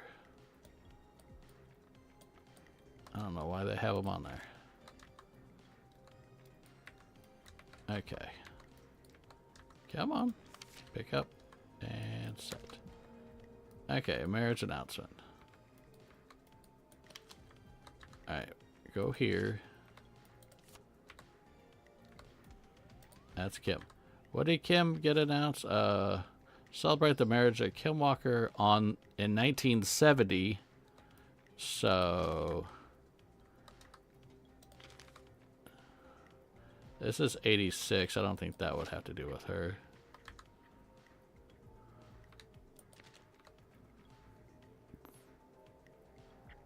This has to do with the big wheel. Where's that Ferris wheel one? Okay. And that's Aunt Williams. Okay. So I'm going to set you just up and out of the way. Set you down.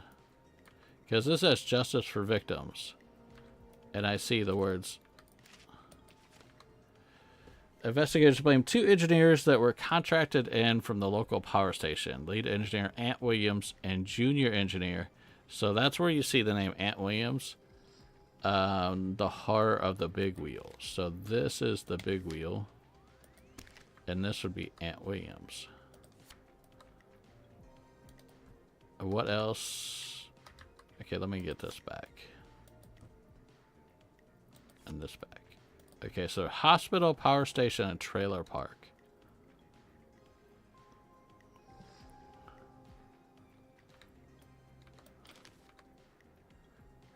Two-year investigator. Contracted power station. They were contracted from the power station. So they would be the power station.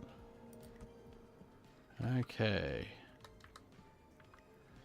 And you got the marriage thing. This is a trailer.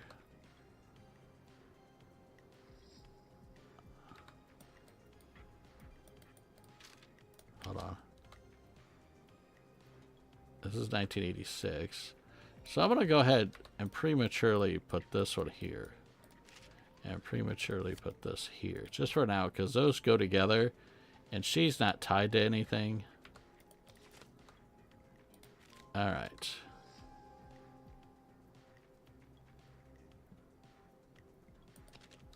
Let's try this one. Da, da, da.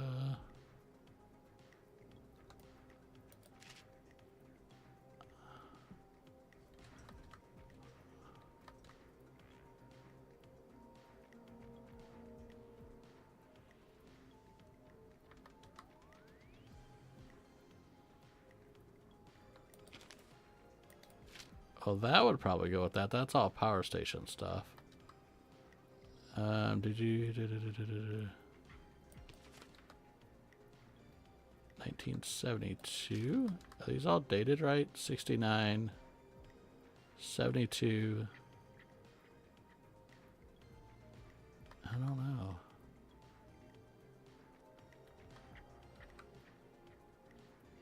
Oh.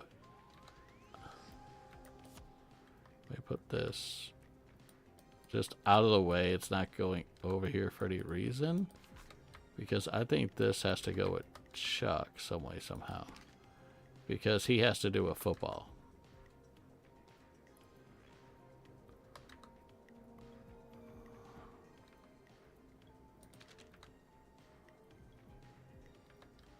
Crime wave of 70. That's May in 1970. This is 86. That's 77. Anybody else around 77? That's 86 also.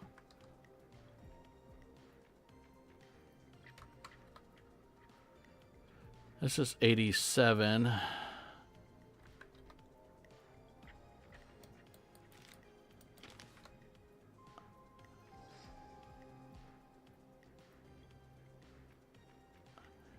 The lead engineer responsible for the gallows.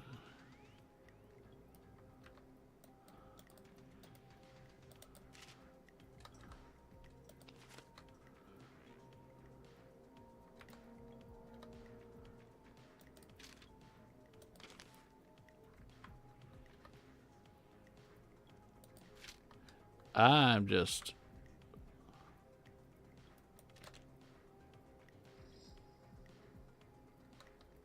R.A. Oh. Police have finally put an end to the long-running car thieving crime syndicate. The arrests were made up after the member gave up information on co-conspirators to investigators. The informant, who asked to remain anonymous, will hereafter be referred to as R.A. R.A. is... Let me move this real quick. Rebecca Allen. Okay. Tim Hooper, hey, what's up? We're doing a puzzle right now. We're trying to figure out who does what. Okay, so I'm guessing...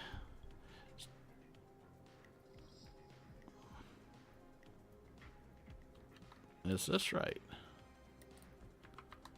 Fairly certain this is right.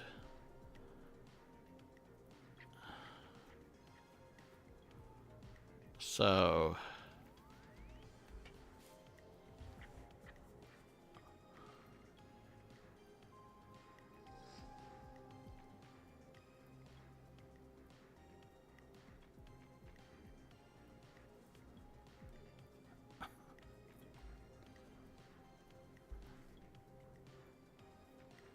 Yeah, Who Framed Roger Rabbit?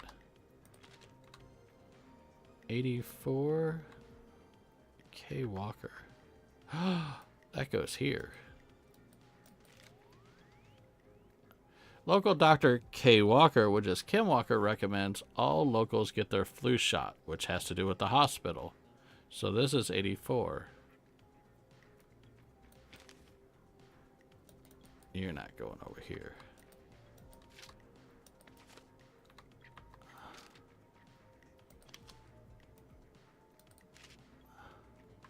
That's health and safety. That's all in there.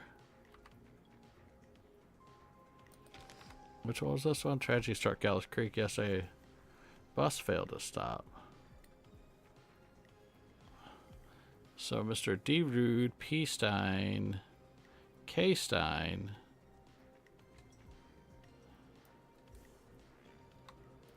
Who is that? I don't know who that one. I don't know this one. Stole our cars. Is this stealing? Okay, so that's car thief. So those go together.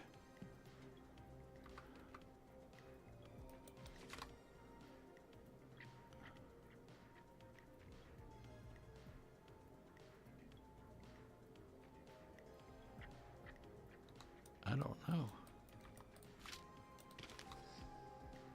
Crime up 70. Is that time up right though? That's 77.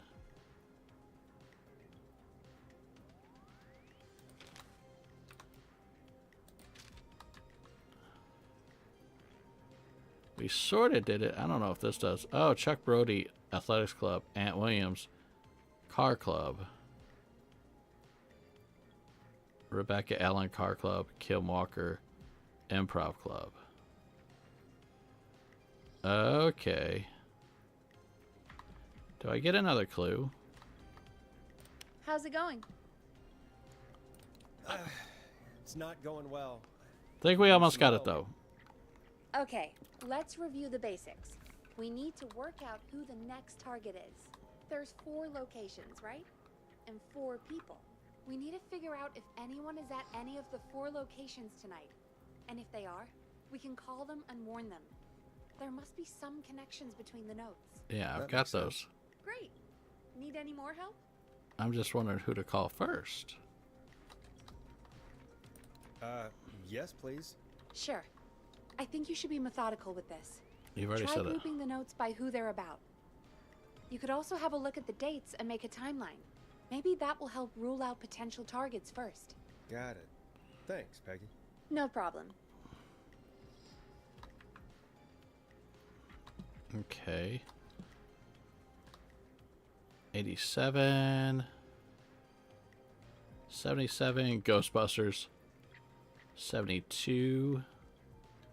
86. So, Aunt Williams Power Station first? How's it going? We'll give it a shot. Almost got me do okay, something. Let me thanks. write these down in case I Almost can't got come it. over here. Good luck. I think this, I know the locations are right.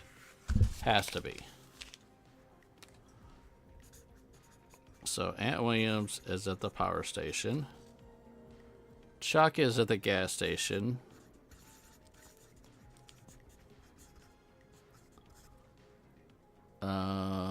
Rebecca is at the trailer park.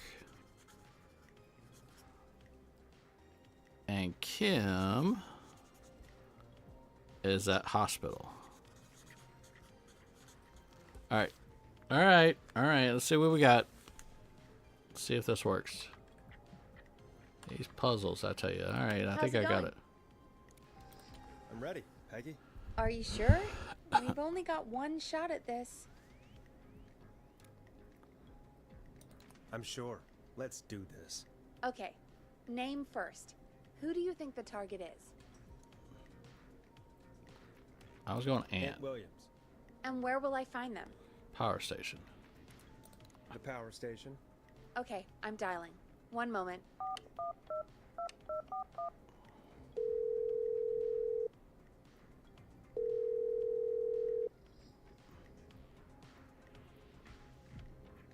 Forrest, I'm through to the power plant, but they say there isn't anyone by that name there. Okay. What? Then who? Jeez! It sounds like something blew up. He's using bombs now? Oh my god. The call board. One moment. Forrest, I'm getting so many calls. Uh-oh. Just let me... I'm gonna take us off air for a moment. Peggy, what's happening in there? Peggy. I'm back. He blew up the gas station, Forrest. Why would it be the Okay. gas station I first? spoke to the fire department and the hospital. The fire department is useless now, as you know. And, the hospital's only ambulance was at the gas station. Forrest, you've got to say something on the radio. You have to tell the town. Oh. Now. 16. That has Yellow 1969. That's the first. I don't know how to tell you this. first date. But, the gas station's been bombed. Please, everyone, stay safe. Who'd have Stay known? inside, and just bring us into some music, Forrest. It's playing. Here's some music while we regroup here on KFAM 189.16, The Stream.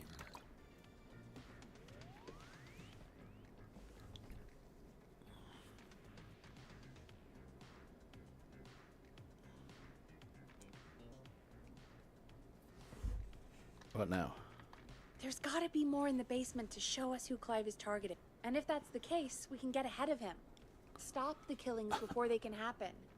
Forrest, we need to go back down. By we, you mean me? Right. Yep. Like I said, I need to handle all these calls.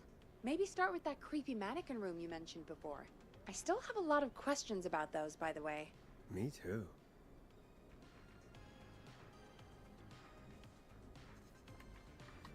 Alright. We gotta go back in a creepy basement. 4 o'clock. Oh, music is changing.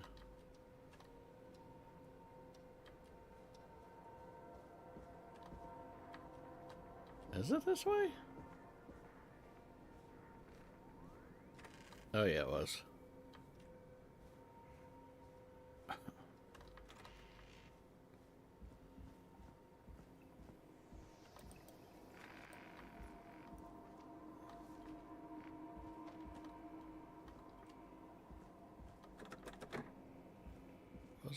Was it in here?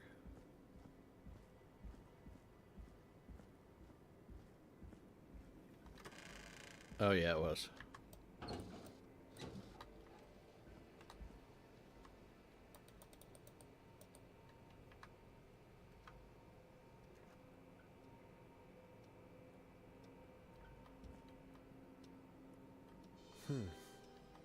A key? Was this always here? I must have missed it when I brought everything upstairs. What key? I grabbed a key?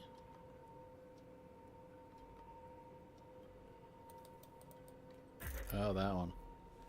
Basement storage.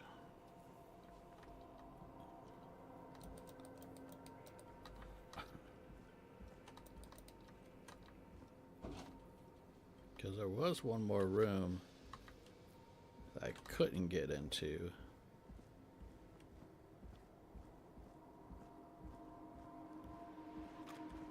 This one. Hey, Forrest! Peggy, give me some warning before yelling down the intercom? Sorry. Buzz the intercom when you find something and want to discuss it.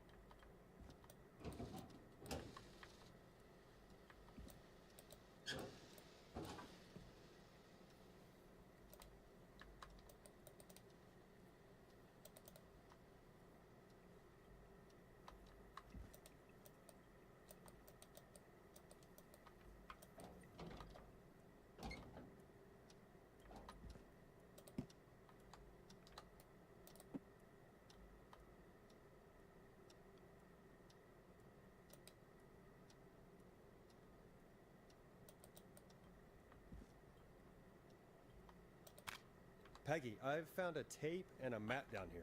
A map of what? Looks like it might be to somewhere in this storage area. Weird. Well, maybe the tape will give us more information. Give it a play.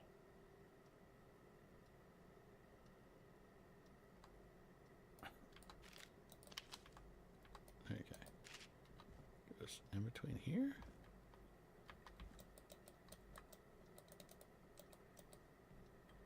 Give it a play. What am I playing it in?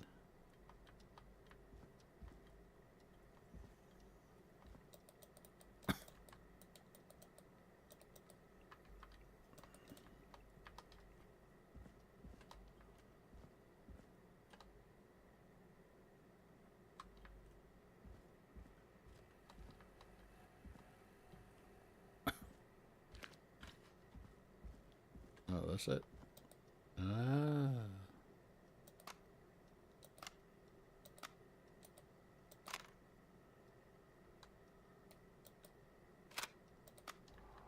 George Barrow, 1968. That's when this all began for me. Follow the maps, find the tapes. I'll be waiting. Wait. George Barrow? We all heard that he drowned after a night out drinking. Was it actually Clive? Has Clive really been the whistling man for that long? He says I need to follow the maps and find the tapes. I guess that's what this map is about. I think we need to see what else is hidden down here. Be careful, Forrest. Keep looking. Buzz the intercom when you found something.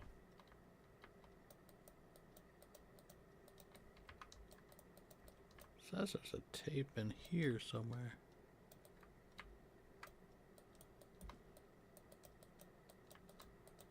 I don't see one.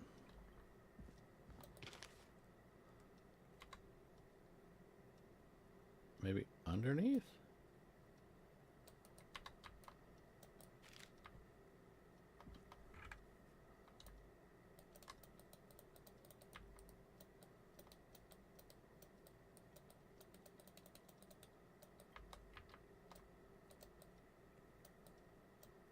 In here?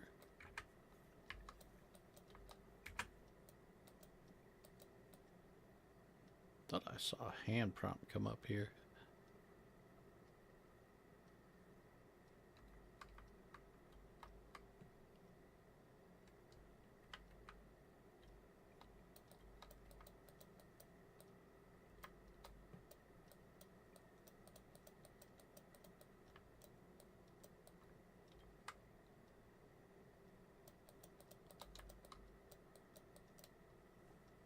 Trying to do what the map says. This is where the map is saying, right? Am I wrong? Oh, hold on. It's not that unit. It's somewhere else. Maybe it's in here. Aha, and that one.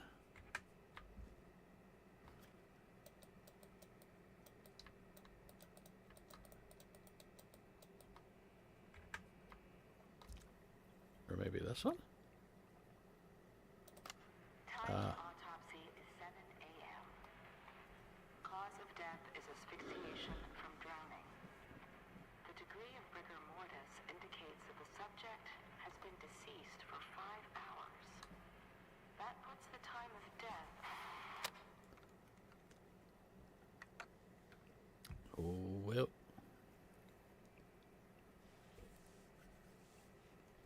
Can I play it again? Time of autopsy. Oh, cool. We can write it down. Cause of death is asphyxiation from drowning.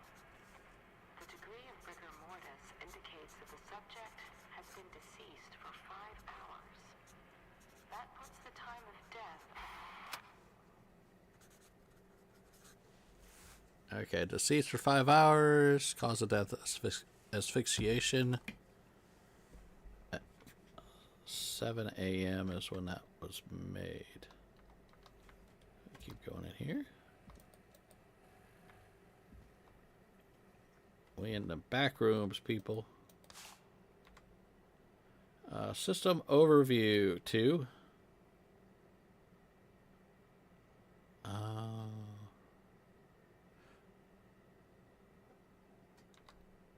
You know what? I'm gonna hold on to that. Delivery notes. Okay, so this is part of the puzzle. Do we know the time of death was 2? Hold on. Let me play that one more time, double check.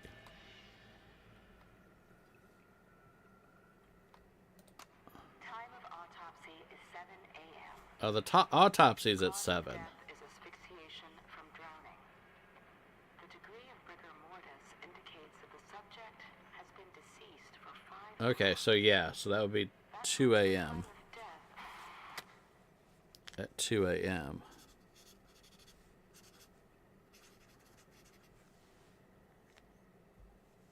Okay.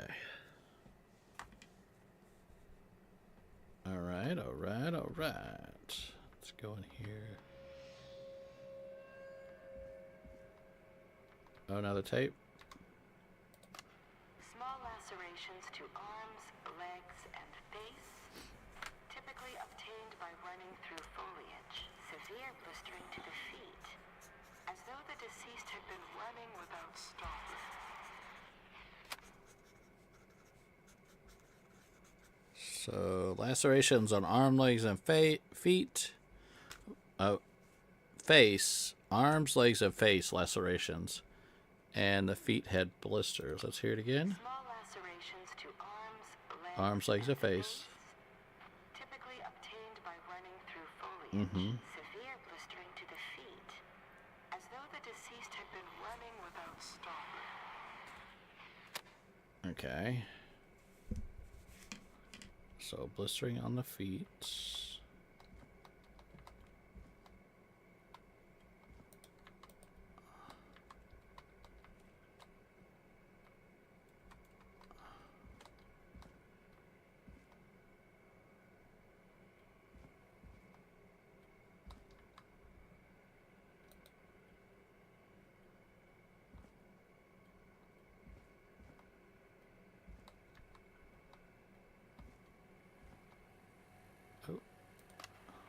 Additionally, there appears to be a post-mortem injury to the arm.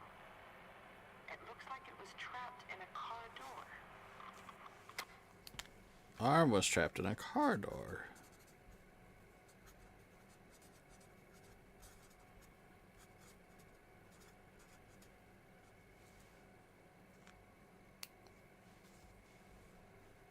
Okay.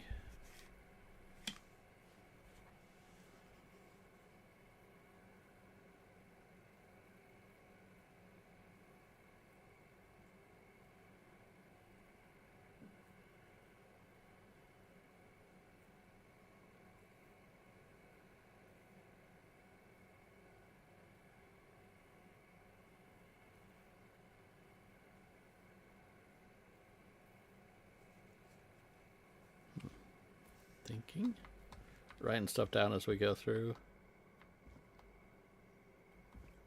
I wish I had a flashlight. Oh.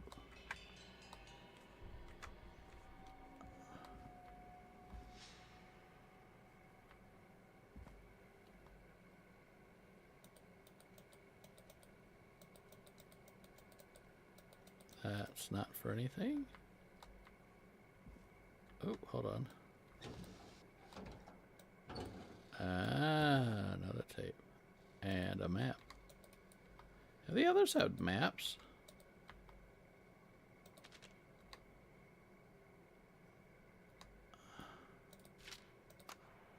It is the coroner's opinion that the subject likely feared for his life and was chased.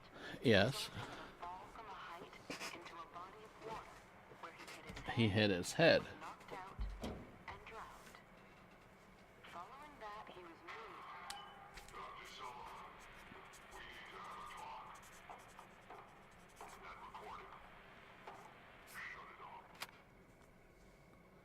It's Dr. Sullivan.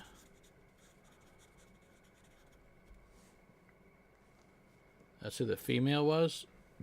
Hold on, let me play it again. It is the coroner's opinion that the subject likely feared for his life and was chased, resulting in a fall from a height into a body of water where he hit his head, was knocked out, and drowned. Following that, he was moved. Yeah.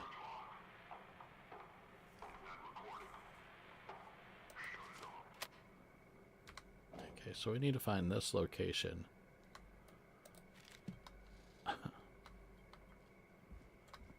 That one right there.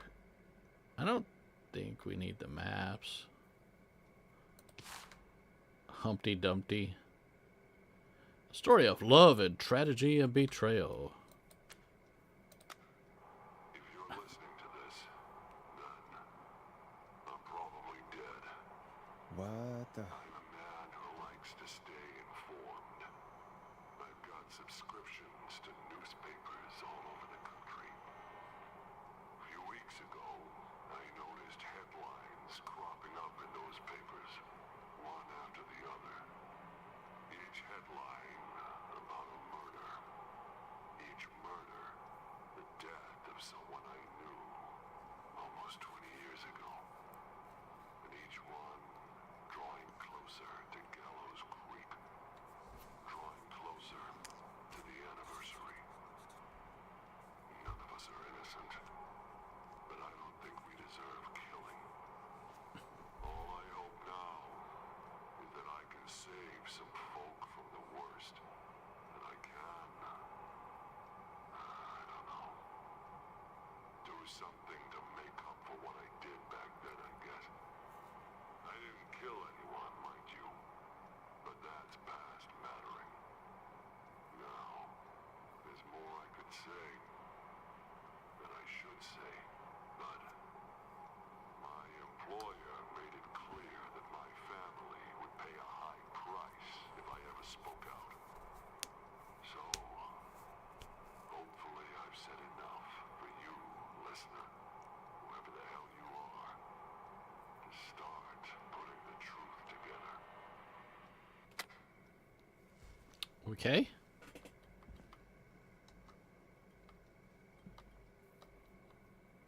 What the hell? Peggy is not gonna believe this. So do I go back up?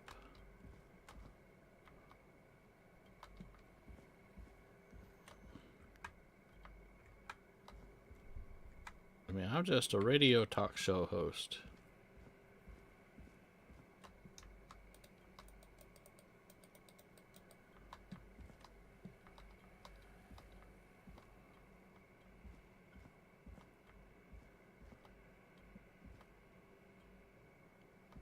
There we go.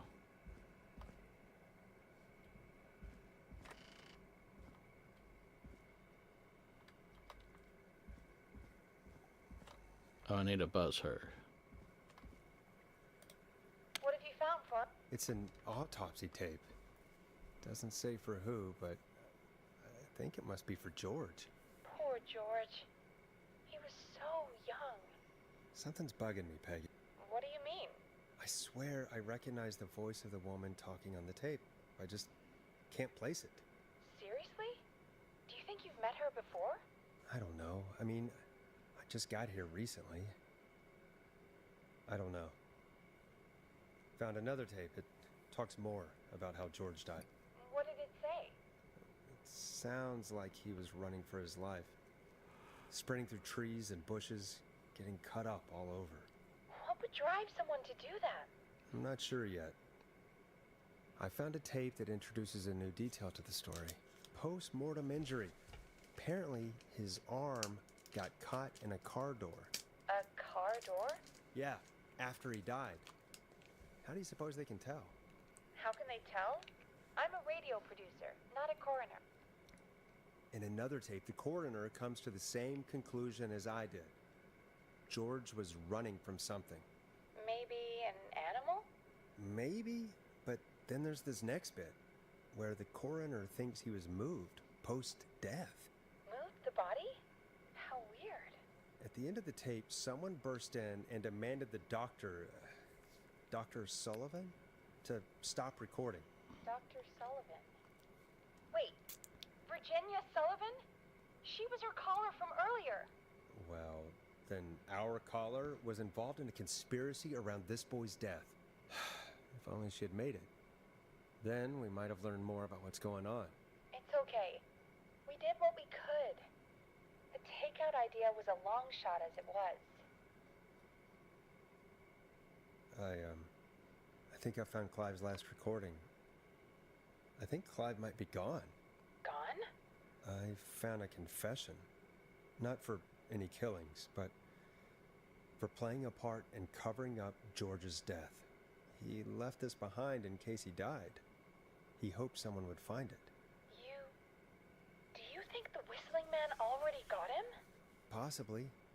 We've had a lot of callers tonight, but maybe not every victim made it to the phone, you know? We don't know how many there really are. Christ, Forrest, that's dark. I know, but Clive said he had read about other murders in other towns, and that the murders were all folks who knew about the incident. And the killings were getting closer to Gallows Creek. He said he wanted to do something good for once. The board in his office. He wasn't tracking people down to kill them. He was tracking them down to save them. Why didn't he just come out with all of this? He said his employer threatened his family if he spoke out about any of it. His employer? The one who orchestrated the cover-up? Oh, Clive. I'm sorry for thinking you'd killed all those people. Do you think you found everything, Forrest? I think there's gotta be more down here. I need to find all the tapes. More tapes. So, how much did Clive hide down there? Well, if there are more tapes, then there must be more maps to follow, right? That seems to be the case. All right, then. Buzz the intercom when you find something and want to discuss it. Hey, Sigma. Welcome in. Sorry, I wasn't going to talk while the game was talking, but welcome in. We're zero in on who the serial killer could be. I'm going to set this over here. There we go. More tapes? I thought we went everywhere. We did that one. Oh, is there one over it? We did those. Do we go this way?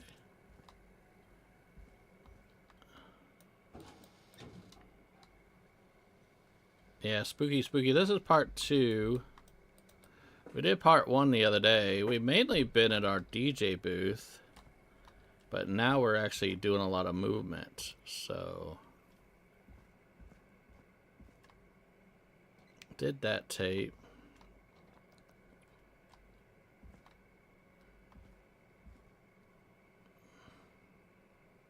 Shadow Ripper! What's up, buddy? Smash that like button, he says. What's up? I was gonna message you while Britt came home, but I was already streaming at the time, so I haven't had a chance to message you. She is fine with Tuesday and Thursday this week. What is that? I don't know what that is. But it's not a tape or a map.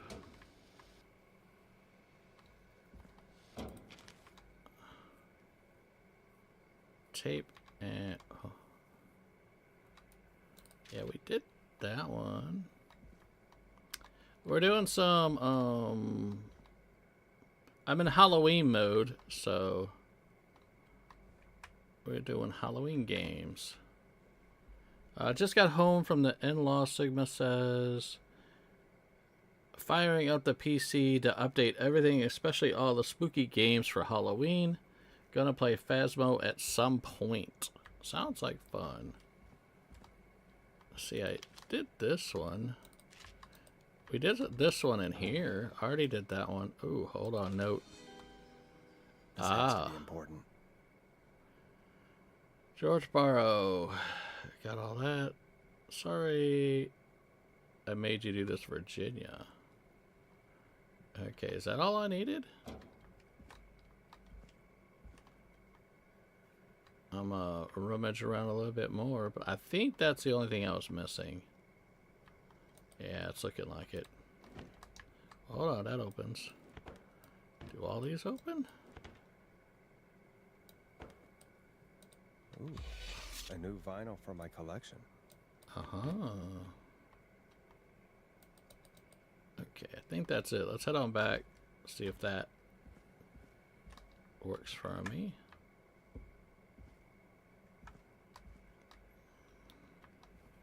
Oh, sounds great. And hey, Britt, she's actually at a concert right now.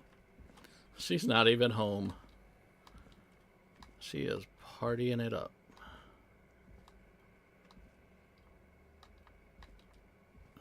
And tired as all get out.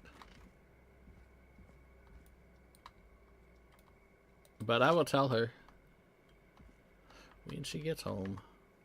What have you found, Forrest? I found a written autopsy report. What does it say? According to that, it's just like you said at the start. George drowned after getting drunk. Said he liked to fight, too. The drinking and drowning matches with what I heard, but... There's also a note scrawled onto the report. I'm sorry I made you do this, Virginia. Nothing on the back. If it was on the autopsy report, then Virginia must be our coroner.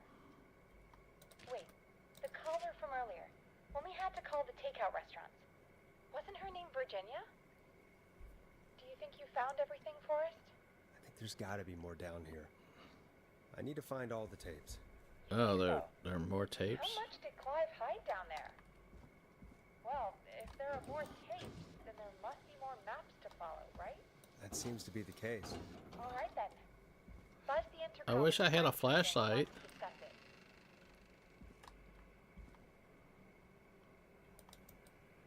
That's all I wish. I wish I had a flashlight. What was that?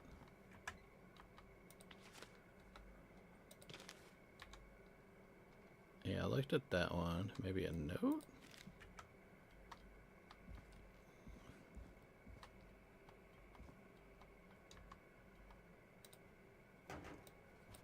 Uh-huh.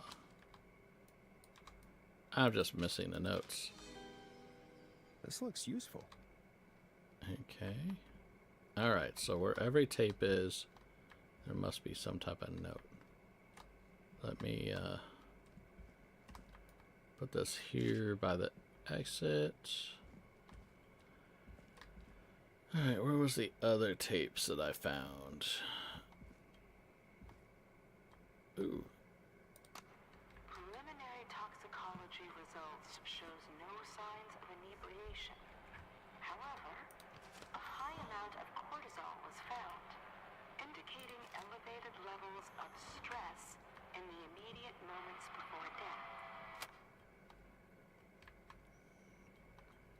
Okay, found that tape. I can wiggle through there. Okay, gotcha. Did that one.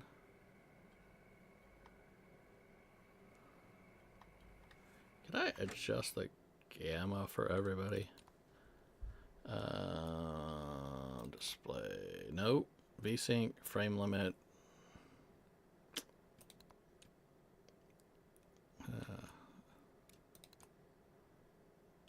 Yeah, too bad I can't adjust the brightness.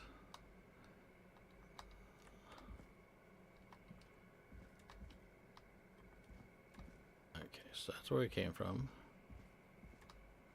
Moving on back.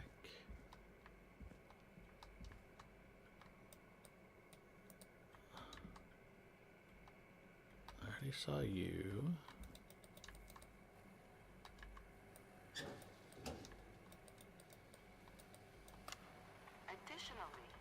Already did that one. I think I might have gotten everything now, but I've said that twice already.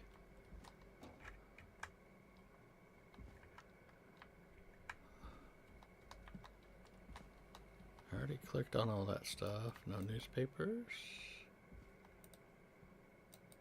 Nothing back here.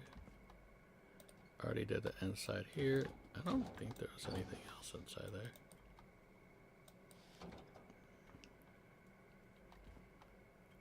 And then we rummage through everything in here. I think that might be it. Okay, we're crossing our fingers. Hopefully we found all the tapes and everything.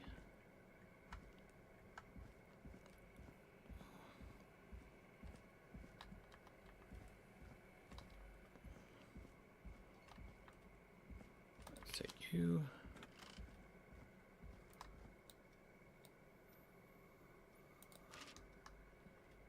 Throw you on the ground. What have you found, Forrest? There's also a tape about a toxicology report. There were no signs of drinking or that he was on anything. What? But everyone said he went swimming drunk and drowned. It was in the newspaper and everything. I know. The written report says he was drunk, but... I don't understand. So the official report lied about how he died? The report lied because someone wanted a closed case. Because they didn't want anyone to look into his death. I found a police report. Mentions a friend from earlier. Sandra Sharp. Sandra? The jazz runner? That's right. She found George's body washed up at the reservoir. The reservoir? Yeah? What's strange about that? George got cuts from running through foliage, right? But there's no forest around there. Also, how did it wash up at the reservoir? What do you mean? Reservoirs don't have tides. But that's what the police report said. It's not possible, though. I did a school project on reservoirs and got an A. But, yeah, not important right now. The important thing is that it doesn't make sense. What are you suggesting, then? That the body was originally found somewhere other than what the report suggests? That the sheriff tried to cover it up, but accidentally let something slip? Something like that. I think.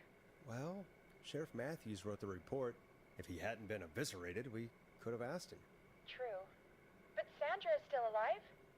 Once we're done down here, we should give her a call. Do you think you found everything? I think so. Forrest, what's going on here? Someone wanted that boy's death to seem like an accident. And they hired Clive to make it look that way. Come back upstairs when you're ready. We need to figure out our next step.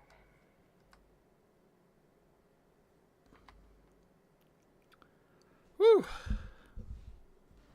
Oh, Thank God you're back for it. I've been running out of stuff to pad our airtime with. Peggy, you work in radio. Forrest, I'm stressed. I mean, really, how are we supposed to keep a show going with all this happening?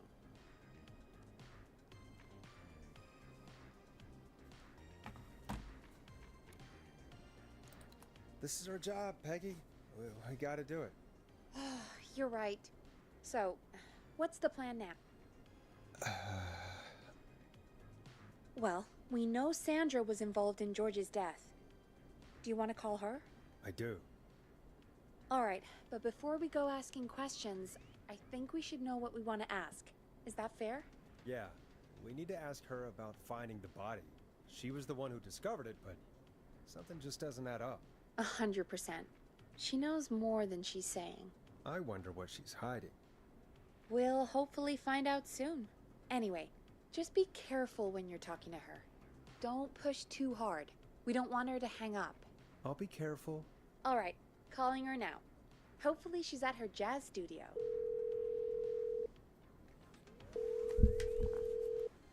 Aha! Forrest, you're through. Hello, this is Sandra at Jazz Pizzazz Jazz Studio. Who is this? Hello again, Sandra! It's Forrest Nash of 189.16, The Stream. And you're live on air. Oh, I always thought folks called into a radio show, not the other way around.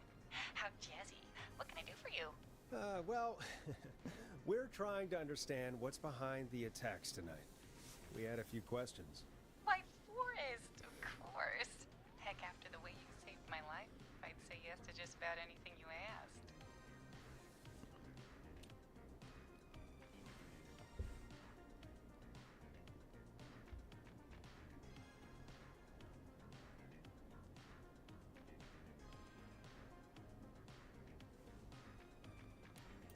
Really? Well, that sounds nice. I might just call you back tomorrow then, too. You got my number. But what about tonight? Is there anything you want to talk about right now? Remember why we called, Forrest. Of course. Do you know why the Whistling Man might have targeted you? Ha! As far as I can tell, he was just a knife-wielding psycho with superhuman cardio. He'd have chased after anybody. Right. Well, we think he might be chasing specific people. People who know about the death of a boy named George. Oh, I don't know anything about that. Sorry.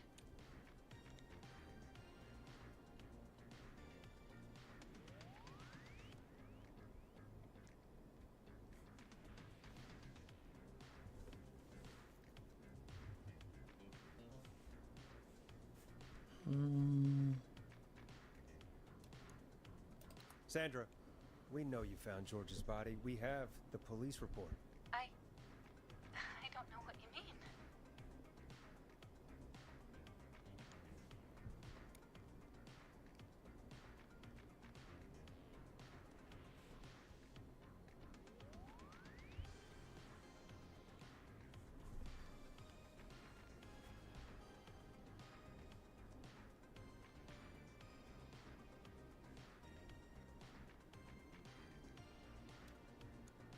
Don't be a liar, Sandra. It doesn't suit you. I'm not lying. Oh, look at the time. Jury's late. I have to go. I'll drive home now, or just drive. Sorry. Well, I might have gone a bit hard on her. a bit? All right, let's just move on. Well, folks, if anyone out there has any thoughts on what's going on tonight, please call it. That's good timing. We've got a call waiting just this second. Welcome to 189.16, The Stream, with me, your host, Forrest Nash. Hi, Boris. I know this is really out of the blue with everything happening tonight. But I wondered if you could send this special birthday message to my uncle. You want to do that now? Really? Why? Of course now. It's his birthday. I won't have a chance to do it again until next year. May as well, Forrest. Fine. What's his name? Thank you, Boris. He's my Uncle Ronnie. His first name's Peter, but he never liked his name. But since he always had salt and pepper hair, even as a kid, can you believe it? Folks always called him Pepper. Thanks for the history lesson. Is there anything besides happy birthday you'd like to say to Mr. Pepper? Oh my God, damn it! Yes! Tell him he can get the best birthday deals and party packages here at Putney's Pizza. Starting at You son of a Jesus. bitch! Stop calling us! Damn it, Peggy. This is your fault. My fault? I said I didn't want to do it. Don't blame me because Brian Ponte can't control himself. Ah. Don't worry. We've already got another caller on the line. Just pick it up, okay? Okay. This is 189.16, The Scream. I'm Forrest Nash. You're on the air, caller.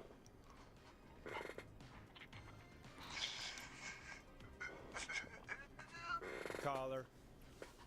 Uh-oh.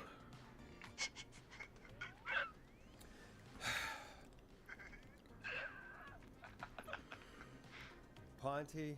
Ponte's Pizza Jeez. always delivers. Come rain or sleet or whistling man, we'll be there.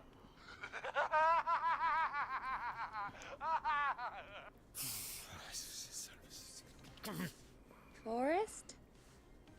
Forrest? Are you okay?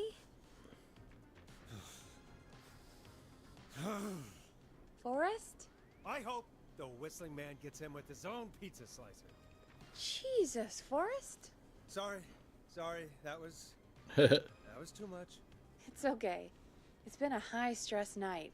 Don't worry about him anymore, okay? Not for tonight, anyway. I think he's spent for now. We've got another call, whenever you're ready. Folks, don't spend your money at Ponte's Pizza. That's all I'm gonna say about that. Moving along, I'd like to welcome another caller to 189.16 The Scream with me, Forrest Nash. Who may I say is calling? Well, hello again, Forrest. Dawn. I bet I know Dawn? why you're calling. She's sus. Sorry I didn't play your song. There's a lot going on. But please, Never mind that now. Forrest, I'm calling because I need your help. Welcome in, Benny. Hi. Thank you for the like. This is a spoopy game. It gets a little scary. are you in danger? I sure am. Do you mean Yes, he's after me now. you? I think so. He must have heard me on the radio helping you. Helping? You didn't exactly help. Maybe I've been helping more than you know. I was out following a lead, trying to work out who would be next after Chuck. And what happened? And I started to feel like I was being followed. I came back to my apartment building, but this newfangled security system has me locked out. I need you to help me get inside. Benny, what'd you have for dinner today, Catman? We had pasta tonight. Don't you have a key to get in? Only for the apartment door. The front gate requires an entry code. The future is electronic, I guess. We're probably gonna have to go down the basement and get that code thing that I just Which had. apartment block do you live in? Maybe one of our listeners lives there too. It's the new Woodside apartment building between the town hall and the trailer park. But I doubt any of your listeners live there. I don't have many neighbors. Hold Sounds on. like a prime piece of real estate. That's a Sound train really track. carries at night. Shit. Where's a train track? Is there a train track on the map? I don't know. Sounds like a noisy part of town. It is. Boy, I wish he'd muzzle that thing and... Oh. And now he's blasting David Scopo out of his window. This night can't get any... It's coming down the street. He's here again. Forrest, please. I need your help. I need the code for that security system, or I'm gonna die. What's the name of the security system? There's a sticker on the box. It says Starling Security 4000. 4,000. Keypad, and it looks like it wants a 6-digit number. Okay, the 4,000 and it's 6 digits. We'll write that down.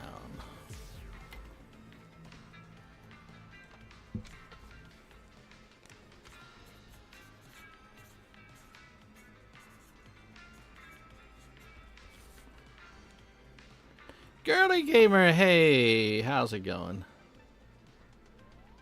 Starling Security 4000, huh? That's right. Very newly installed. I need the key code before the Whistling Man gets me. Okay. Yeah, of course. Don't worry, Don. Thank you, Forrest. Do I have to play music? I got music going. I'll sit out of sight. Call me back soon. All right, folks. Here's a little tune for you all to enjoy while I try to break Dawn into her apartment. You were pretty quiet there, Peggy. Forrest, was it just me, or was there something... Yeah, it wasn't just you. Something was weird about that. Yeah. Well, tell you what. We have a Starling 4000, or whatever, here at KFAM. Clive bought one for the station. Maybe we can find something to help. Well, I'm not sure who. But to help someone. Okay, we need to go down and get that instruction. Okay, so she's locked out of the Woodside Apartments, and somewhere Clive probably has the papers for the Starling 4000. Yep. Into the creepy basement we go. Yes.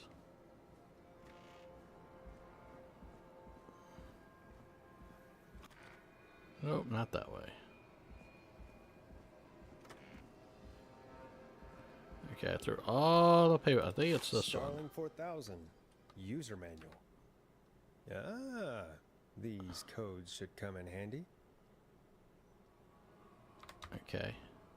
You should play this sometime, Girly Gamer. It's really good. It has nice puzzles in it. And my playthrough, not everybody survived.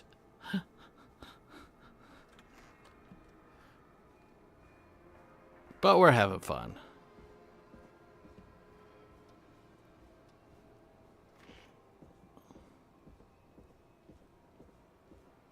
Catman must like puzzle. I do like puzzle games. As long as they're good puzzle and not like super impossible puzzle games. Alright. Welcome back, Forrest. Find anything? The Starling 4000 security manual. It's got a bunch of codes. Good. And Now did I you can find see it anything better. else? Nothing except the manual. All right. Well, I'll get Dawn back on the line then, Forrest. I'll let you take it from here. Okay, first, before we get Dawn, let me read over When you're this. ready, shut the music off. Okay, I'm not ready yet. Okay, important. When entering the codes and commands, key depressions must be made within 4 to 5 seconds of another. If 4 to 5 seconds Forrest, elapse... shut the music off. Hold on. Elapse without a key depression, the entry will be aborted and must be repeated from the beginning. Be sure to be to observe this precaution. Peggy, be quiet. Performing any of these procedures in the manual. If you make a mistake while entering the security code, stop, press the star, Okay, and then Forrest, start over. Shut the music off. Hold on, Peggy. I'm reading to the people. If you stop in the middle while entering the code, then immediately start the entry over. And okay, so introduction. Our state-of-the-art security. Shut up. State-of-the-art security system uses a 6-digit. That's what we need.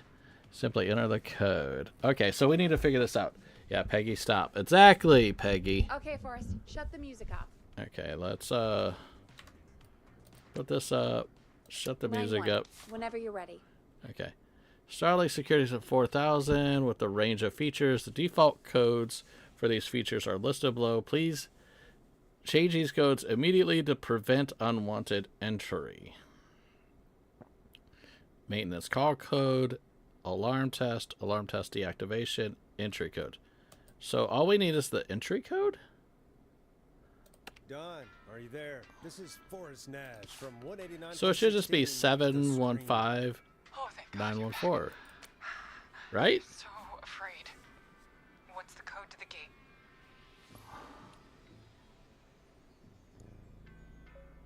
The entry code, right?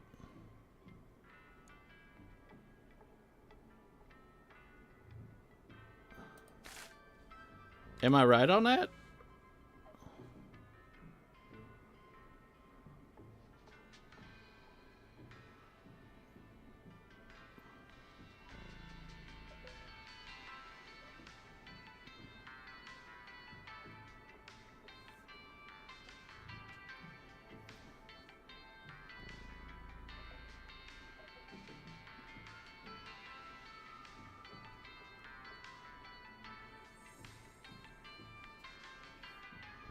You have no idea. Well, isn't that what you would do? Is you don't need the maintenance alarm test unless.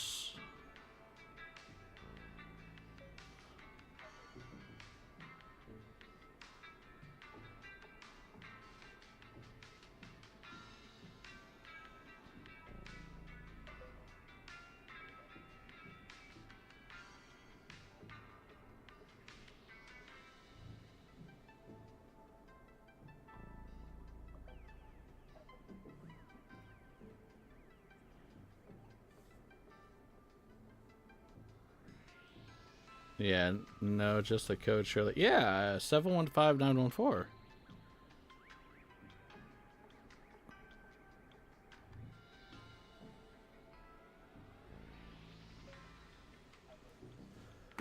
I don't know.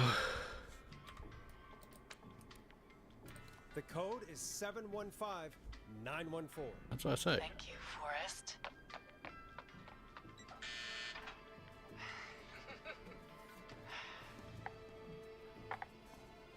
Forrest, what did we do? I don't know, actually. Guess we'll find out. Forrest, there's another call coming in. Evening, caller. You're live on... Forrest! The psycho's somewhere in the roller rink, dude. I just saw a shadow. God damn it, how do you even get in? You've got to help me, man. Forrest. Maxine, no! Come back. I can't find my rifle, man. It's... I don't want to hurt anybody, but I can't let anything happen to... Maxie! No, not Maxie. Maxie! You didn't do anything wrong!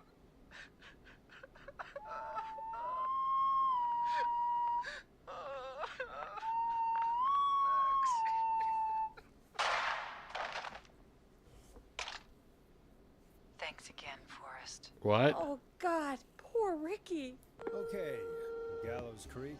Here's some music while we process what just happened. So, the whistling man is a woman? Is it Dawn?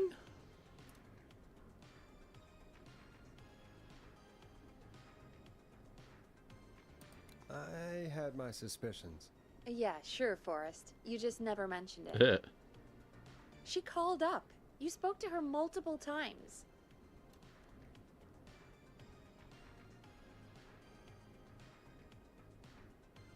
I thought she was just regular Gallows Creek Strange. Really, Forrest? Why do you think she requested that song?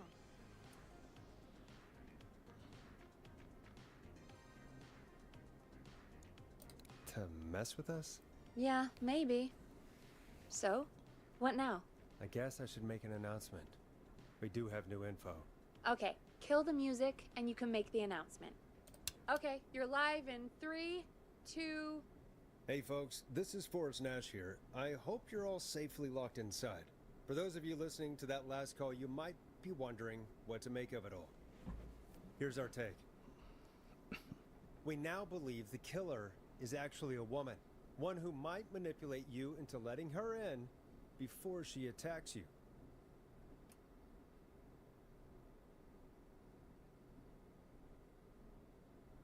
I'm sad to say, but it's time to trust no one. The killer was calling themselves Dawn.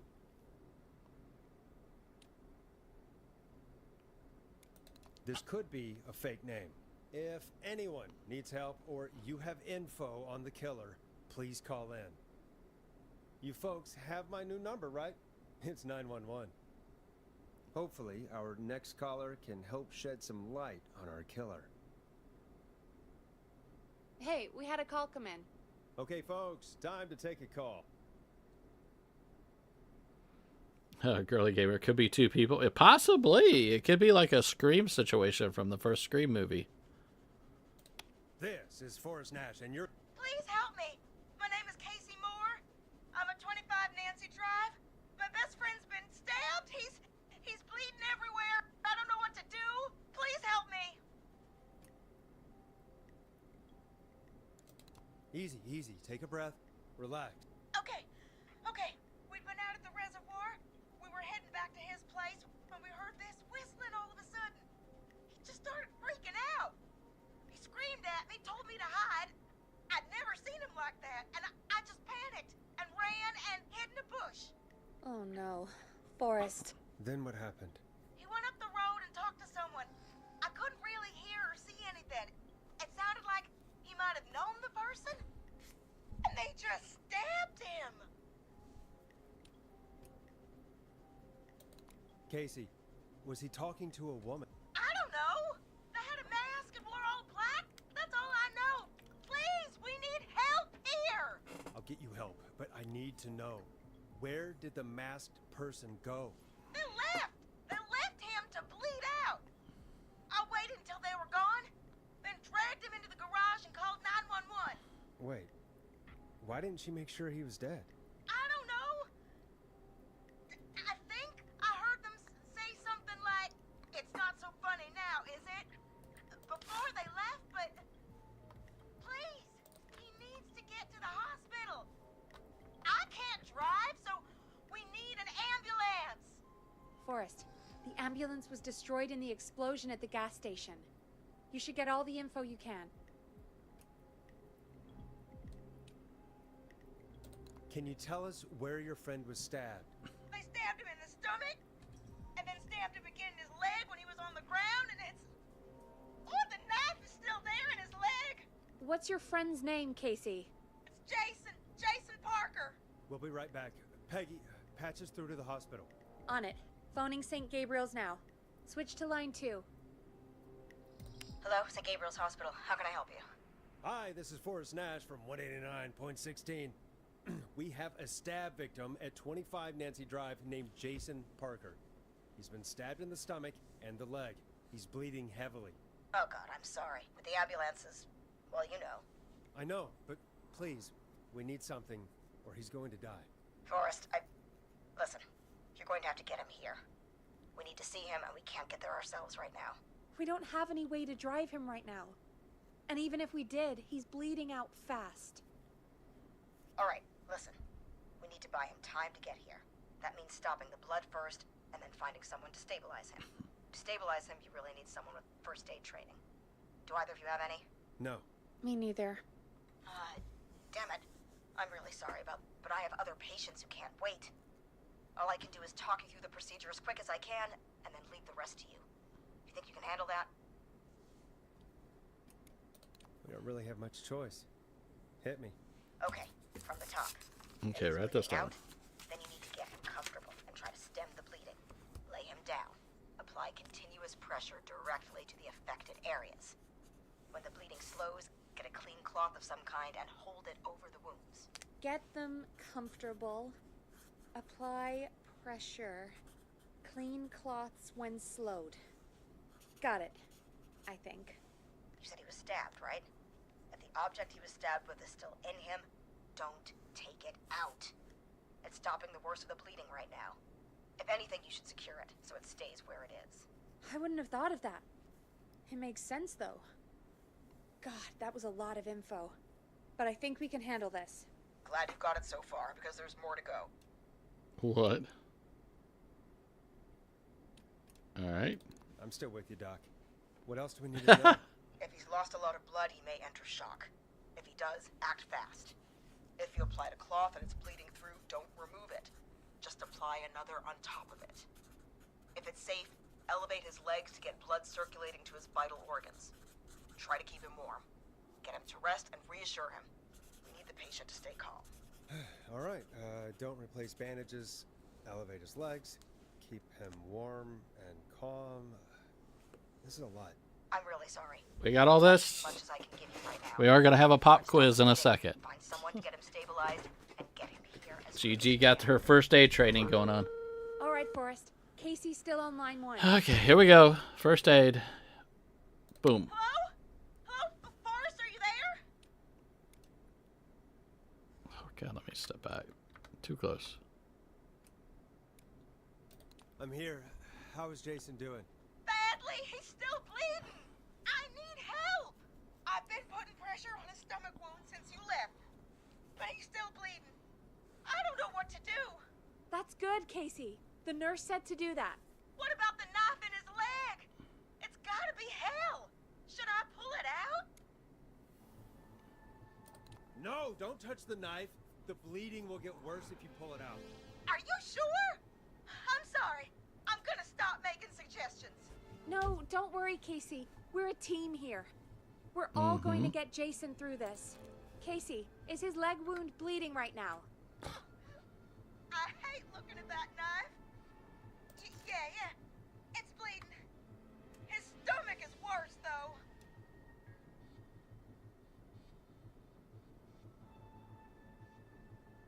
We just leave the knife alone, right?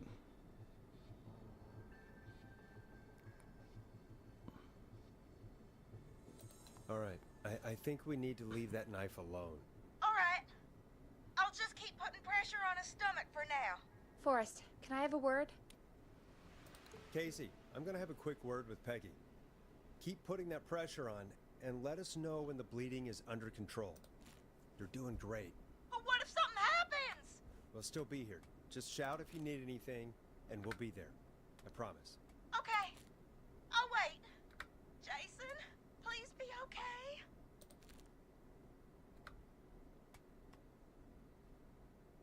What's up, Peggy? We can't stay on the line with her all night. Dawn is still out there. What if other people need us? You're right. She's probably on her way to her next target right now. Exactly. And you heard the nurse. We need someone there with training who can stabilize him. He's got to get to the hospital somehow. Any suggestions, Peggy? I might. A little before you started working here, KFAM did a mandatory first aid training course. Me and Karen missed it because we were away on a producer getaway. You skipped it, didn't you? Never mind. So, how does KFAM's first aid course help us? Casey said they're at 25 Nancy Drive, right? Yeah? Why? They put up a bunch of cheap houses around there about 10 years ago. So a bunch of people here at the station live around there. Do you think any of them could help Casey and Jason? Probably, but I don't know who lives there. And since I missed the training day, I don't know who knows first aid. Could you call them and ask? I don't know everybody's numbers. I've only ever called Karen. Everybody's personnel info is probably in Reggie's office. Got it. I'll look through their files in Reggie's office. Reggie's office. It's a life or death situation. I'm sure they won't mind. Right. But there are a couple of problems with that. Go on. It's sensitive information, so Reggie probably locked it in his safe. Great. Great. Do you have any idea what the combo for the safe could be? Not a clue. Reggie's a serial note taker, though. Maybe something in his office will give it away. Right. There is something else. I'm not gonna like this, am I? Have you ever heard, the future is floppy? Peggy, what the hell are you talking about? I'm talking about floppy disks. Floppy disks are like these futuristic things that have information on them. You put them in a computer and they do something. Peggy, I know what a floppy disk is. Anyway, Reggie decided that the future is floppy and started phasing out our physical records and replacing them with these floppy disks. I imagine it's the same for our personnel files. That's good to know. Since we haven't heard anything from Casey, I'm guessing Jason's okay for now. I'll check out Reggie's office and see what I can find. You'll need a key for that. I'll just slide it under my door now. She Thanks, got Becky. all the keys. How about you I'll just just give have me to the look key around. ring from the beginning? Come on. Good. I'll patch my mic down to the office, so you'll hear me over the intercom. Here we go. Where's Reggie's office? This his office? It's not opening. Which one is Reggie's office? When I did this with a pencil in my leg, I said to secure it. Oh, gotcha. That's not his office, is there? Another door down here. I don't know where Reggie's office is. That's not going to be it. Those are the men's and women's restrooms. I really thought this would be it. Locked tight.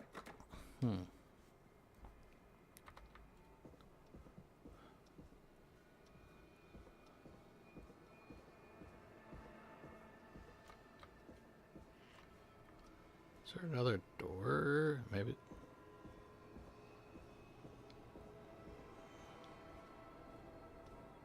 Is it down here?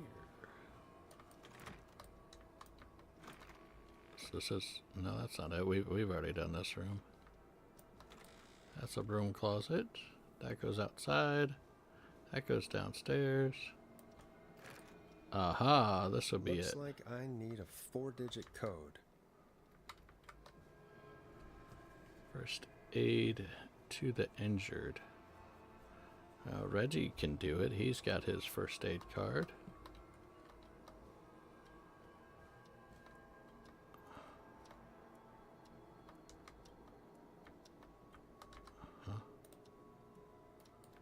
Hint, very important date. Well, makes sense.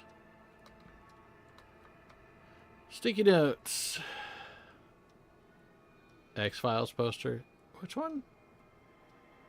Oh, gotcha, yeah.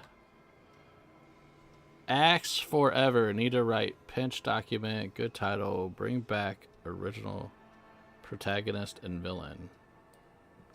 That's for a movie or a TV show. Not in the Rolodex, which you would probably think that would. I'm gonna put that back there out of my way. Here, see if it's not on the back of sticky notes. Nope. You used to have that poster on your wall. Yeah, that's nice. Scorpion, From Below It Came, and Laser Racer. Clive, if you're reading this, stop stealing my post-it notes. Alien sightings, UFO over park. Ask Jeannie where those tapes are. It's been weeks now. Overdue. Nothing in here. Nothing in here. There's the floppy. Okay, we take the floppy. Drop it in a PC.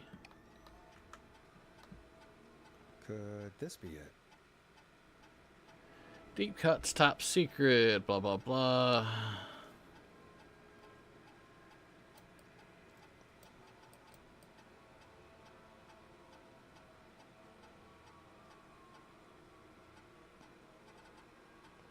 Oh, it takes place on 10/07. Very important date for the town. Oh. And the clue we have, that has to be it. Very important date. Was that 10/07 or 11/07?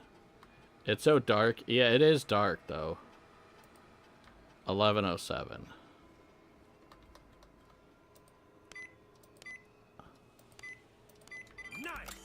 Ooh, we did it! Oh, we didn't do it. Personal file, John Hedges. Who do we need? Hold on, let me set these here. Personal file, Karen. We want Karen, right? I think she said Karen Lawson. And put you there.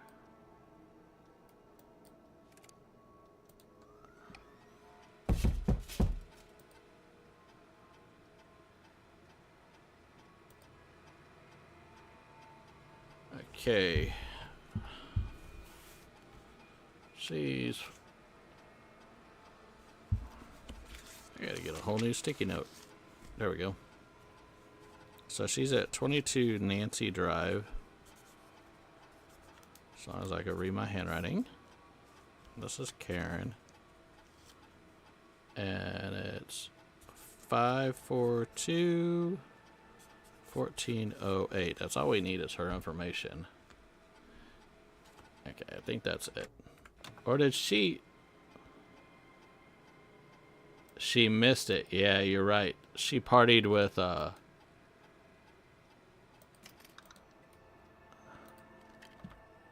who do we want?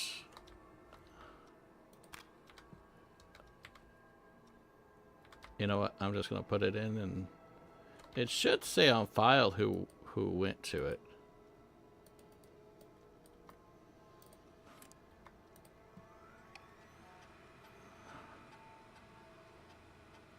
Barbara got another cat recently. Barbara left. I don't think this is a person. Let's try you.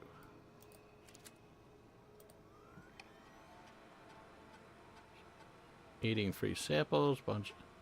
Apparently has a bunch of medical equipment in his home that he procured from the military. He was in the military. John was engaged in the first aid trainer during the course. I know he was a war medic, but it was station policy. So he was a war medic. So that's a possibility.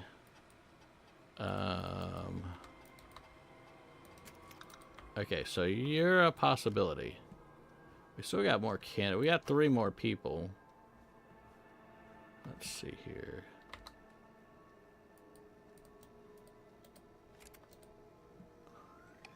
This person. Hello, Miss Peggy. Apparently, I'm a lone wolf type. That's. What are you doing? We don't have time for this. We have a man literally dying on the line, and you're more interested in you. You're right. I'm sorry. I need to focus on possible candidates. Okay, so that means one of these is Peggy. That's Peggy, so obviously that's not it. Okay, I'll look at Bradley and then we could go. But yeah, Gigi, I think you're right. Hi, Brad Station's food critic. He's just a food critic. Yeah, ended up missing most of our first aid training. Imagine if Peggy was in on it. Yeah. Totally possible. I have no idea. I said I watched a little bit of this played last year. Like the beginning, like the first 20 minutes of it. And I thought, oh my god, that game looks so cool. And so I planned on streaming it this year. So.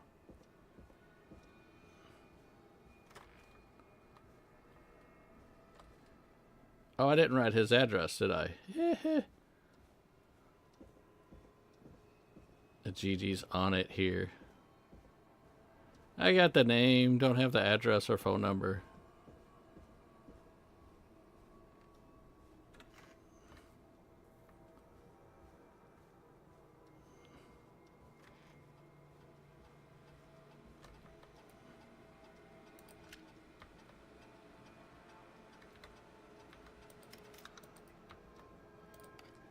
Sorry, boss. All these floppies in the way. Okay, so this is the one we need.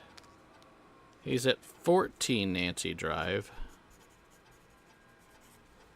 And he is 5420735. And this is John.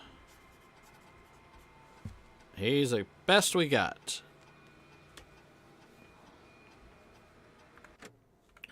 Prison.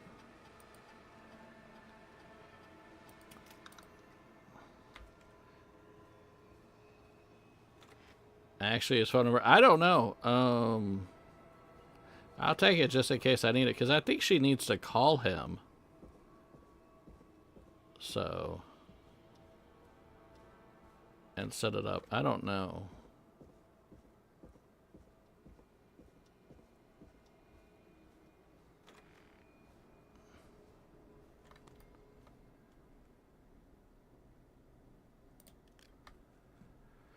Alright. Do I talk to her?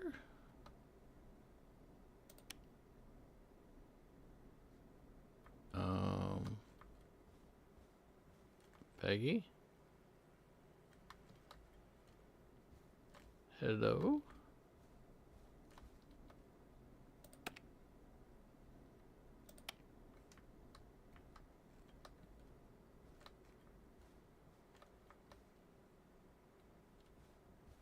Do I have a phone somewhere? Maybe I'm supposed to call. Game got quiet.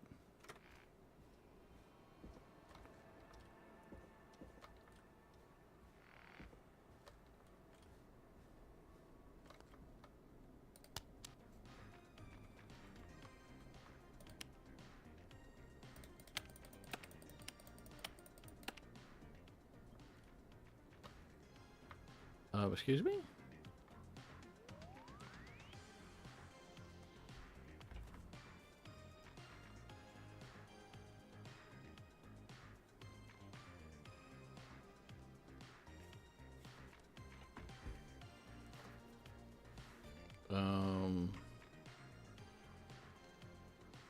Peggy's, she's right there. We can see her.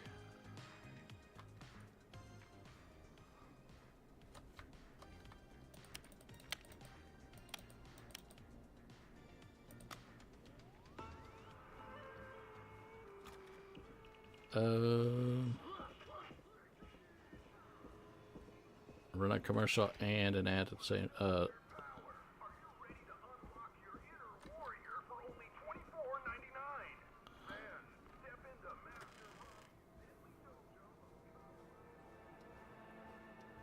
Do I use a phone in here?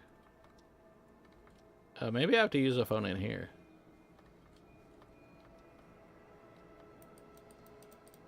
No.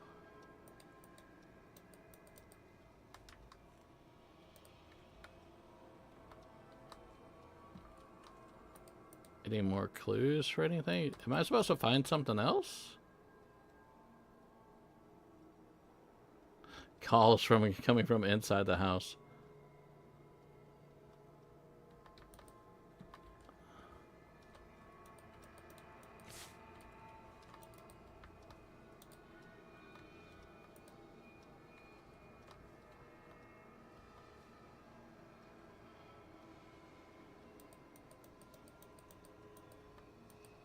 Don't know if I can turn off the computer.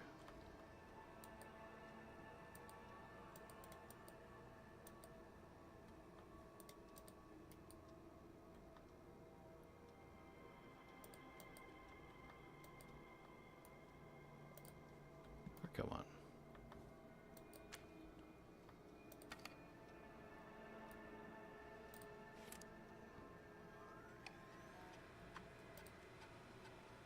Oh. So I'm thinking maybe I need to put the original floppy in. Wouldn't think that would have to do with anything. No, that's Barbara. Benny, thank you, buddy. Thank you. I'm trying to figure out the next part. If it didn't bug out on me. That's Karen's personal file. Or maybe I have to close the safe.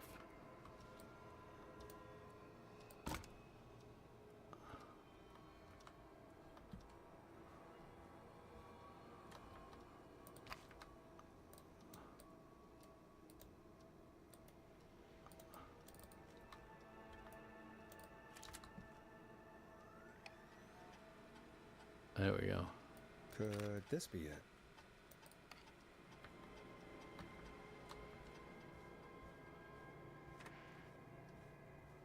Yeah, I'm supposed to put the original back in. Maybe I'm supposed to carry around the other one. Yeah, I tried using the phone. I couldn't interact with it. But I put the original floppy disk back in the PC. So maybe when I pick up this one, it might go into the next cutscene.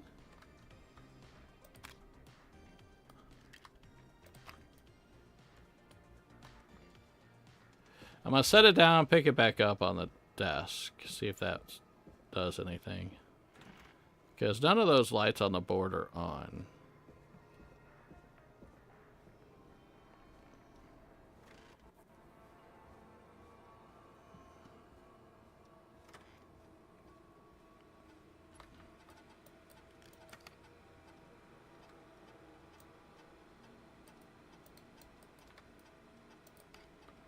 Why did it do that on the other one? Because that's our dude.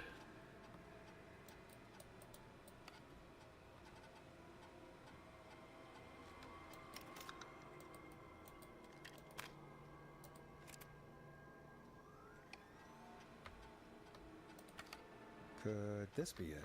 There we go. Let's try that.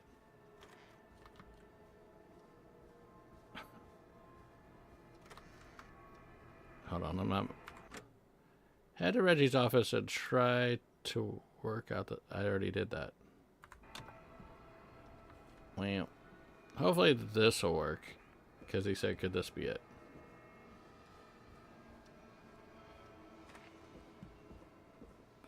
We need to finish the game.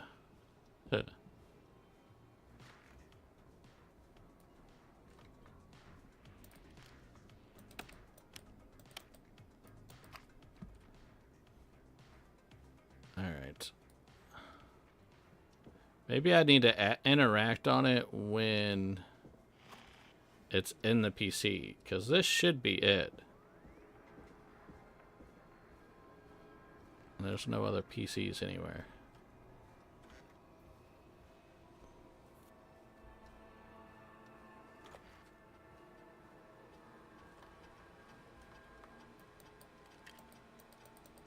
Yeah, I can't do anything with the phone.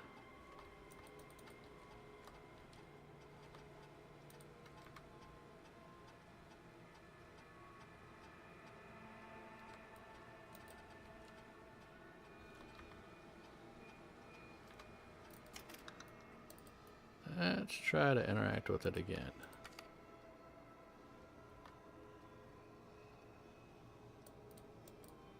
Intercom.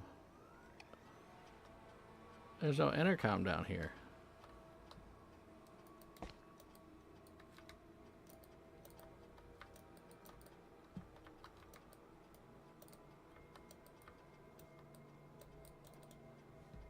Now I can't put this down. Come on!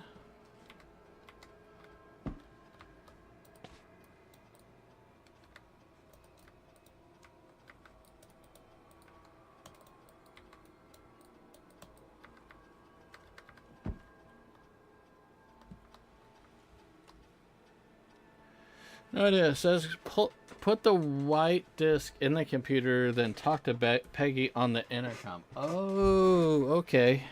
Maybe we need to leave it in there.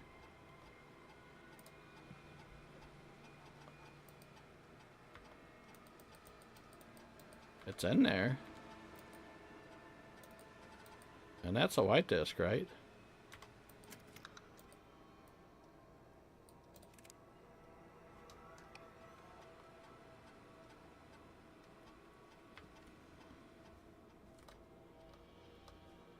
Yeah, that's the one. So I guess we'll leave it in there.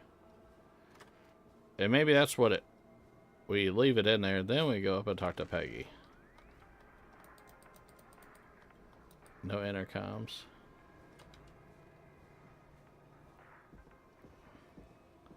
Yeah, there's one upstairs on my booth that I talked to her, but... Going all the way back and all the way back down. But we'll see if it's lit up now. Nope.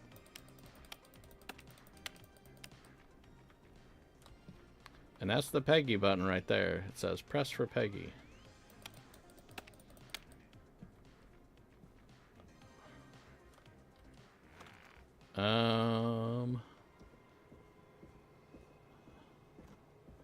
There is one other intercom, but I don't think they would have me. They might have me go all the way down to this intercom. But this is just ridiculous to go downstairs to this intercom. Is it this one? No. This one.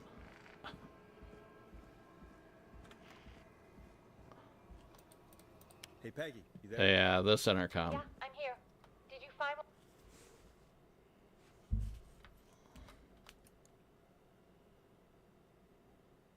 I think I know who our best bet is to help Casey and Jason. All right, good work. Who should I? Hello? Is anybody there? Please pick up. Casey, I'm here. What's wrong? Jason started going pale. I tried to get him to rest, but he just threw up everywhere. What's happening? What do I do? Did he have booze earlier? God, it sounds like he's going into shock. Casey, just stay calm. It's going to be okay. But the bleeding seemed to slow down. Did I mess up? Jason, I'm sorry. Casey, calm down. You've done everything right. I need you to listen to me, okay? For Jason. What did the nurse say to do about shock? Oh God, I got the notes here. What was it about shock? I don't have the notes because I didn't think we'd go back to this. Elevate his legs. Is that what it is? Yeah, elevate legs. Yeah, there it is. Casey, I found my I need notes. you to elevate Jason's legs. We need to get the blood flowing to his vital organs. Got it. Jason, stay with me. I'm just gonna move you. This might hurt.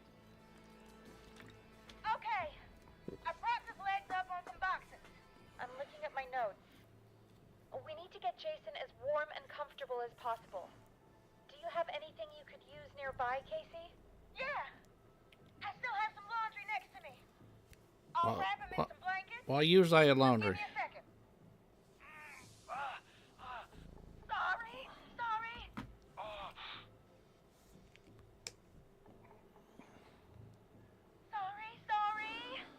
I'm done. You're gonna be okay, Jason. Just relax now, okay? Forrest, I'm scared. He's not doing well. Is he gonna? Jason is going to be fine. Just make sure he knows he's going to be okay, okay? Okay. Please. I can't give him what he needs. Please, help. I can't lose him. All right, Forrest, we need to hurry. Jason doesn't sound like he's doing too well. You said you knew who to call earlier? Who was it? That was John, wasn't it? Yeah, John. We need to call John Hedges. He lives on Nancy Drive. He didn't really participate in the first aid training, but he's a former war medic. He's probably the most trained person we have. Really? I never really spoke to him before. A war medic, huh? Yeah, and according to Reggie's notes, John keeps all of his old equipment at his house. He's something of a hoarder. All right. What's his number? 5420735. Yep, that's it. Calling now. Let's hope he picks. Who the hell is this calling me at? What time is it? John, it's Forrest Nash here at KFAM. We have an emergency and we need your help. Forrest, if this is a work emergency, then it can wait until the goddamn morning. Just leave me a note like everybody else.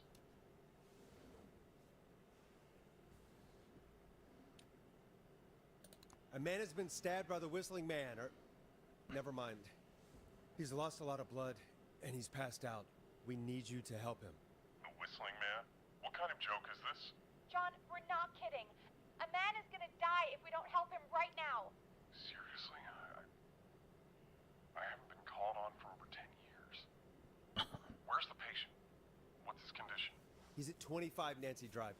I think we got his friend to stem the bleeding, but he's gone into shock. He's passed out right now. You say he was stabbed? Do you know the extent of his injuries? From what we were told, he has 2 major stab wounds. One to the stomach and one to the leg. Welcome in, Tigerfish. The knife is Hello, stuck hello. in his leg, and the stomach wound is open. Understood.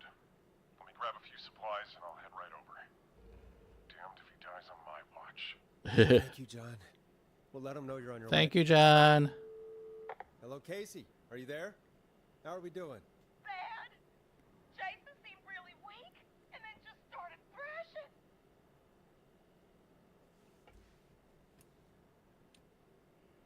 What about now? Is he still thrashing? He's passed out. Please tell me you found someone to help. Casey, help is on the way. My colleague will be there soon. You hear that, Jason? Someone is coming. You're gonna be just fine. Just hold on for me, okay? Just hold on. Come on. Hello, Casey. John Hedges. I'm here about Jason. Please let me in. I'm guessing that's Jason there. Casey, I'm gonna need your help. Forrest, Peggy, don't you two worry. We've got this from here. Okay. Forrest, we'll call you back later. I have to go now. Good luck, everyone. God, I hope he's gonna be all right. And with that, the show moves on. We're sending our best wishes to Jason.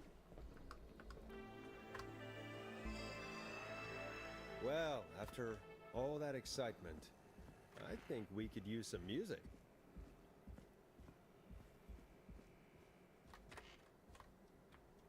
I done been ready, Peggy. I'm on my way. Peggy says, come on upstairs when I'm ready.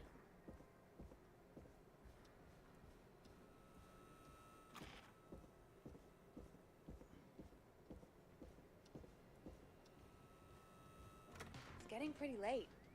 This might be your last break for the night, so try to enjoy it. Give me a buzz when you want to go back on air. Okay, this must be the last roll. leg of the game. We've got another call coming through, too. Time to turn the music off. Oh, we have another call coming in, but hang on. What's up, Peggy?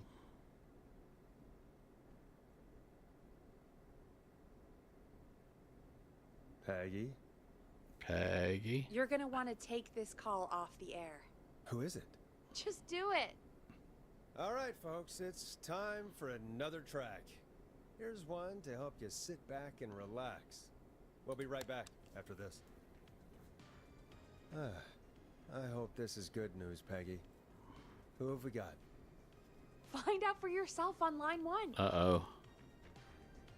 Hello? Forrest, I'm glad I got back through to you. Sounds like it's been a busy night, huh? Surprise! It's Leslie, our 911 operator, leading the charge from Henderson to come save us. It's so good to hear from you. Are you okay?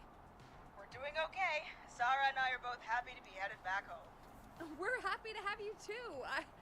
Wait, Sarah? Oh, yeah, I mean Deputy Martinez. Anyway, we got back into radio range a little while ago. We've been listening in, but haven't been able to get through until now.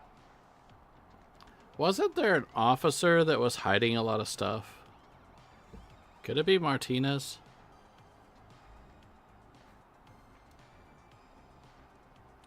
It's been non-stop since you left. Please tell us you're bringing help. You bet! I'm leading a whole goddamn squad towards Gallows Creek as we speak. Turns out somebody had cut the phone lines. They had no idea what was happening. That's great news. That's crazy about the phone lines, though. Do you think the Whistling Man cut them?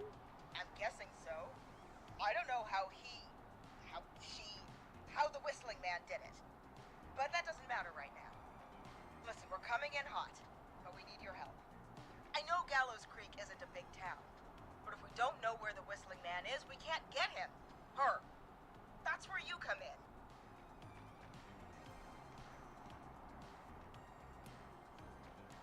You can count on us. What do you need? It might be a long shot, but here goes. The Whistling Man already called up a few times.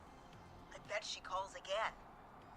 We're still a little ways out of town, so if she calls, stall her.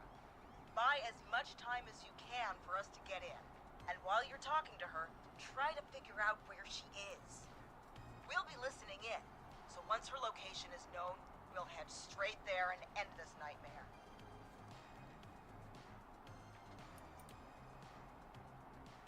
I'll do my best. I know you will. Heck, I can see the headlines now. Forrest Nash's interview of a lifetime. Anyway, I'll radio the other cars and tell them the plan is a go. Hopefully the next time I see you, it'll be with our killer behind bars. Take care now. We'll see you soon, Leslie. Oh, thank God. It sounds like this is almost over. We're nearly through this. I hope you're right. The sooner this is over, the better. I am right. Trust me. Anyway, Trust we her. should get you back on air. Taking callers is the only way to see this through. Okay, Forrest, shut the music off. Bringing you back On it. live now. Welcome back to The Scream with me, Forrest Nat. The line is lit up, but before I get to our next caller, I just want to say, things are looking up. It's almost over. But for now, let's bring in our next caller. Okay, here we go. Probably the last one. Maybe. Evening, caller. This is Forrest Nash. Hello, Forrest. Maybe This is not. John Hedges. I'm here with Casey. I wanted to give you an update on Jason. John, is he going to be okay? He's a fighter. He'll be fine. We've got him stabilized and resting in a bed. We're preparing to move him to the hospital. Thank you so much. If you hadn't been there, then... God, I don't even want to think about what would have happened. Of course, Casey. We're just happy he's okay. John, Casey, you two did all the work. Tell Jason to get well soon from us, whenever he's up for it. Well, why don't you tell him yourself? Is this Forrest?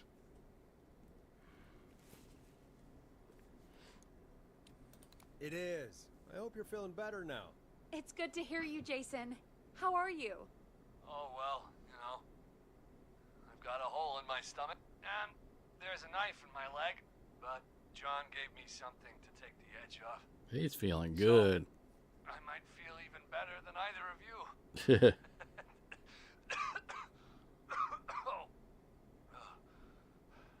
Take it easy until you get to St. Gabriel's. I will. But, before that, I needed to call you. I'm guessing the Whistling Man is still out there? Yes, the Whistling Man's still out there. Why do you ask? You know something about the Whistling Man, don't you? Yeah, I do. Can we talk about what happened earlier? Go for it. Casey said when you were attacked, your assailant said something like, "It's not so funny now." Do you know what they meant? I do. I've heard that voice every day in my head for almost 20 years. Every day. Does the killer live in Gallows Creek? No, not exactly. Hey, guys, I'm really sorry, but there's a call on the other line. I just need to make sure we don't have another situation brewing. You fill Jason in on what happened. I'll be right back. Forrest, have you ever heard of somebody called George Barrow? The boy who drowned? Sounds like everything's finally coming out now. It's been tough to hold it all in. Sounds like you've been holding back about something awful, Jason. I'm part of the reason my best friend is dead, Forrest. And the few who knew about it said if I ever said anything, I'd find myself in jail. For a long time. It was hell. And then the town just moved on. Like he'd never existed.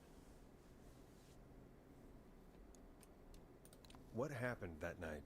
I went along with the stupid prank, that's what. Whistling night. Some of the guys on the football team had an idea for a way we could haze the newcomers.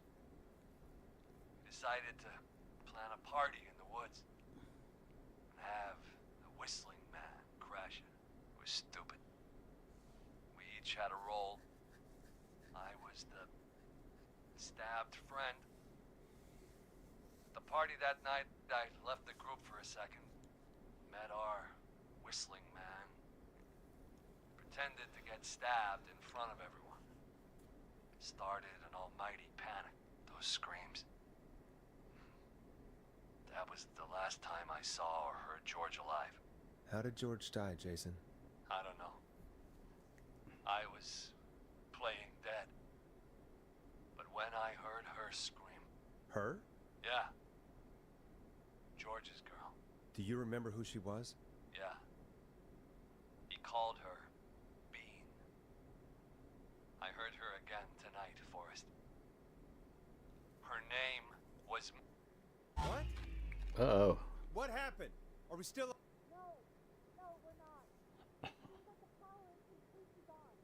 How do we get it back on?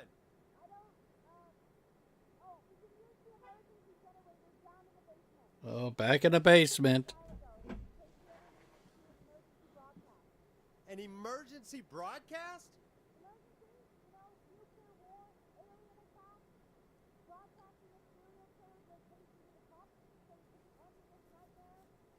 Fair point.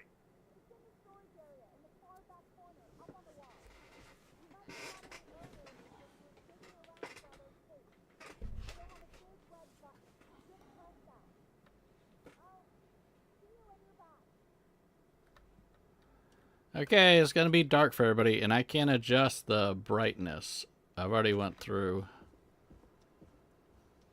So into the basement we go.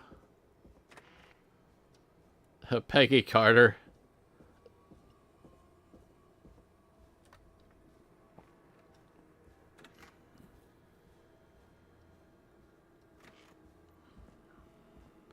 I don't remember whether it's this way or this way. I think it was over here for the power button thing.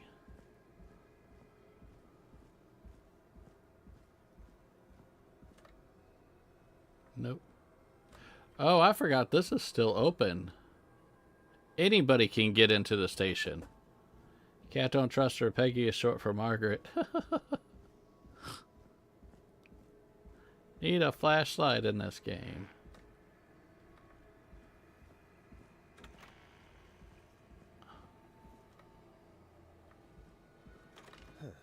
Far back corner. Why is this station so big?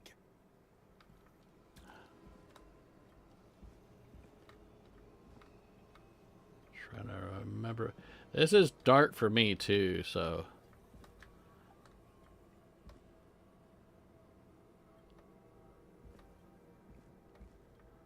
That's not the way.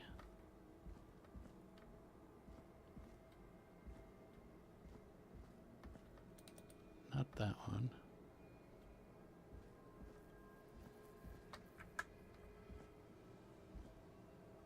Ah, that one.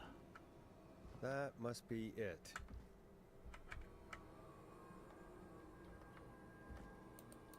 Boom! We've got power.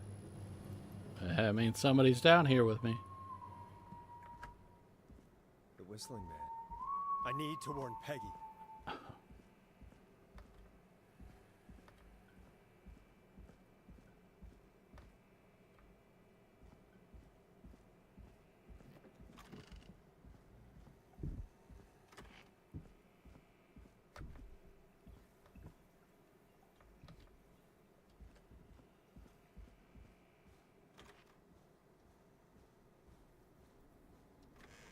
What the hell?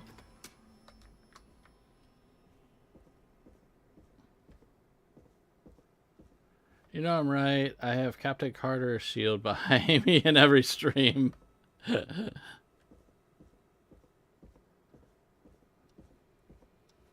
Ooh, Peggy's door's open. Aw.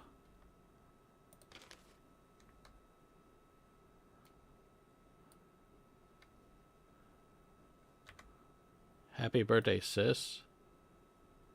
Love M. Happy birthday, Peg. You're great.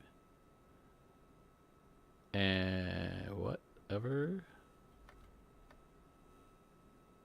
Great N8.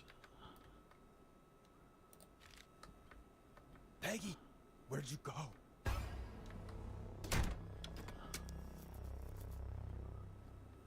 No way. This can't be happening.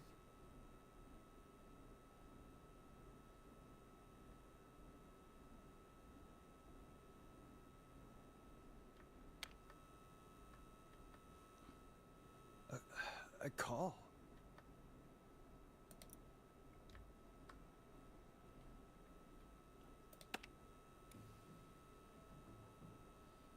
Where's Peggy, Don? Have some patience, Forrest. It's almost the end of the night. Almost the end of the show. But it's not over just yet. Got a little time still. So let's make the most of it. What do you mean? Make the most of it how? Well, I thought we'd end tonight's Whistling Man special with a special guest. The one who started it all. Let me take that out of your mouth and... You crazy bitch! Let me go! Welcome to the air, Mr. Teddy Gallows Jr. Wait. It's all gonna come out tonight, Teddy. Your daddy and his money saved you.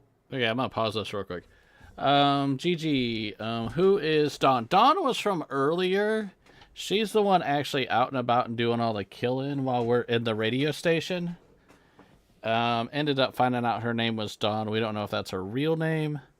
We have somebody else directly in front of us, though. So there is apparently two killers, essentially. Or two people together or something. That's what I'm assuming, so... Because this is the phone call. Wait, where the hell is Ted? How are you talking to him if you're here with me? Because I'm not there with There you go. Forrest. I'm here with Teddy. And if he says where that is, well, he knows he'll get it. See you. You're standing right in front of me. Oh, I get it. You're wondering who's there at the station with you. Forrest Nash, let me introduce you and all of Gallows Creek to my boy, Henry Barrow. Your son? You mean you... Wait, that he... Yes, Forrest. He and I had a son. So there were two whistling birds tonight. Of course. That explains how you were always able to get around town so quick. Hang on. Did you say Barrow? Then are you? Let me just get this mask off. Damn uncomfortable thing. No wonder Mooney went crazy wearing this. There we go. Marie Campbell? George's old girl. Oh, well, it sure has been years since I last saw. Oh, God damn it.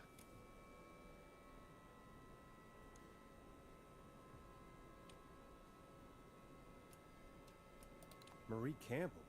So, not Dawn, huh? No, not Dawn. What are you going to... Everyone's gonna know now what Teddy did. He killed George that night. This night. 20 years ago. Listen to me. You... You're gonna talk when I talk to you. And not a moment before. Meanwhile, Forrest, I'm gonna give you the chance to talk. You're gonna help me reveal what really happened to George all those years ago.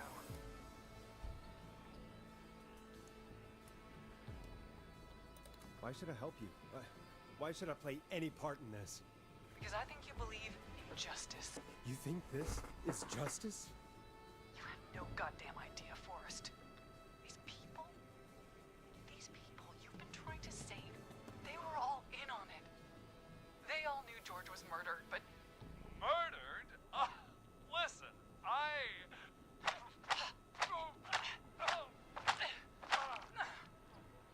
said you speak when you're spoken to. Now, I know you've done some good work tonight in piecing together what happened to George 20 years ago, and that's why I want you to interview us. If you say so. I'm not really in a position to argue. I'm happy we have your cooperation. Do a good job. And hell, you might be the only one to leave here alive.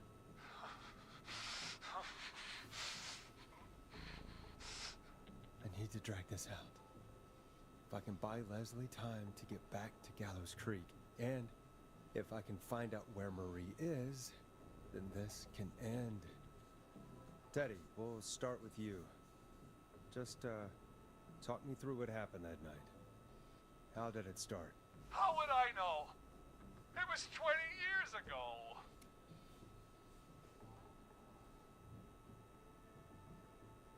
Teddy, Be honest with me, or we're both going to die. Honest? Forrest, I'm trapped here with a psycho. Ow. What the hell? God damn it. Okay. Our first team party was coming up. And when I saw the date it was scheduled for, I had an idea for a way we could prank the new guys. I understand that kids in Gallows Creek know tonight as Whistling Night. I'm guessing that's what you mean? Well, we didn't have a name for it then. It was just the night that Mooney went missing. But Whistling Night is what they'd call it later. Wait. You mean this was the first Whistling Night? Keep talking, Teddy. We went up near Whistling Point. God, who was there? Me, Jason, and George, of course. But George didn't come alone. He brought Marie. About midway through the night, we put the prank into action. We looked up at the trees and saw Jason there, bloody, like he'd just been stabbed. And the Whistling Man, screaming. George and I and Ricky, we got left behind. Wait. Ricky was there? Roller Ricky? He was. And he was in on the whole thing. Is that true, Teddy? Did you tell him? What? No, he... You two were as close as anybody. I don't believe for a second you didn't tell him. If Ricky had told us, if he just told us, he and George would both be alive still. Well, if Ricky weren't dead, we could have heard his side of the story. It was just a stupid prank. How can you still say it was just a prank? Oh, come on. God damn it. You made George think Jason had been murdered. He thought his best friend was dead. And so tonight you stabbed him for real? It's the role he wanted to play. Jason's still alive, Marie. He was with a friend. We talked her through how to stop the bleeding and got him professional help just in time. Oh. Well, shame he didn't have the good sense to die earlier. He's gonna regret that. Enough about him. Me and George took off running, but somehow we got separated in the woods. I ended up near the bottom of Whistling Point, and when I noticed George wasn't with me, I panicked. And then, I don't know how he snuck up on me, but the Whistling Man grabs me. I scream, and he starts laughing, telling me it's just a joke. I could stall for time here.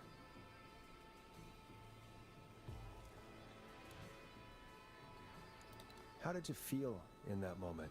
I felt like nothing was real. I felt small and confused and... Welcome back, Uffy. We're now figuring out the whole story. We're at the very end. This is the best part. Tell me what happened next. I suddenly recognized it was Chuck. Chuck Brody was the Whistling Man, laughing away. But then he stops, and he's looking up at the top of Whistling Point. What was he looking at? Teddy, what happened next? Nothing. I mean, it was just... Teddy? George fell off Whistling Point. So, Guffy, recap the late. I don't know if you've been keeping up. The lady Dawn earlier, her name is Marie in this game. They ended up finding out that's her real name. And the person in front of us, we don't know who this is. Because Dawn is on the phone with this Teddy guy.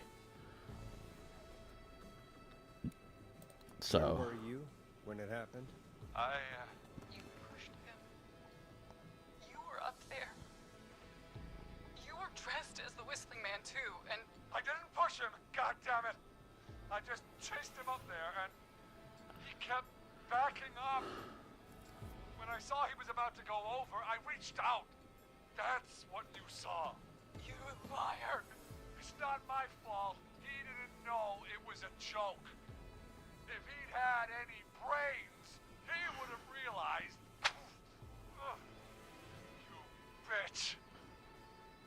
No one's going to believe this. After all you did.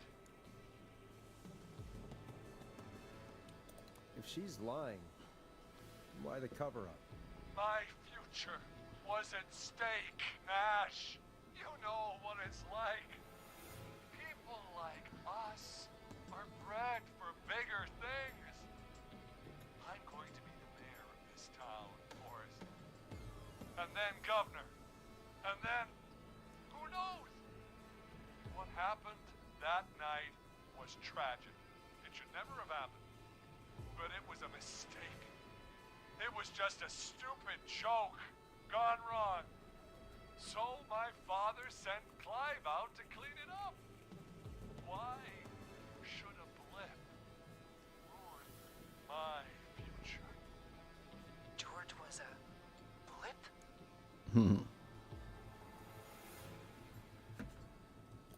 He wasn't a blip, Marie. His father covered it up from there. I searched for George's body all night, but You never found his body, Marie? I looked all night.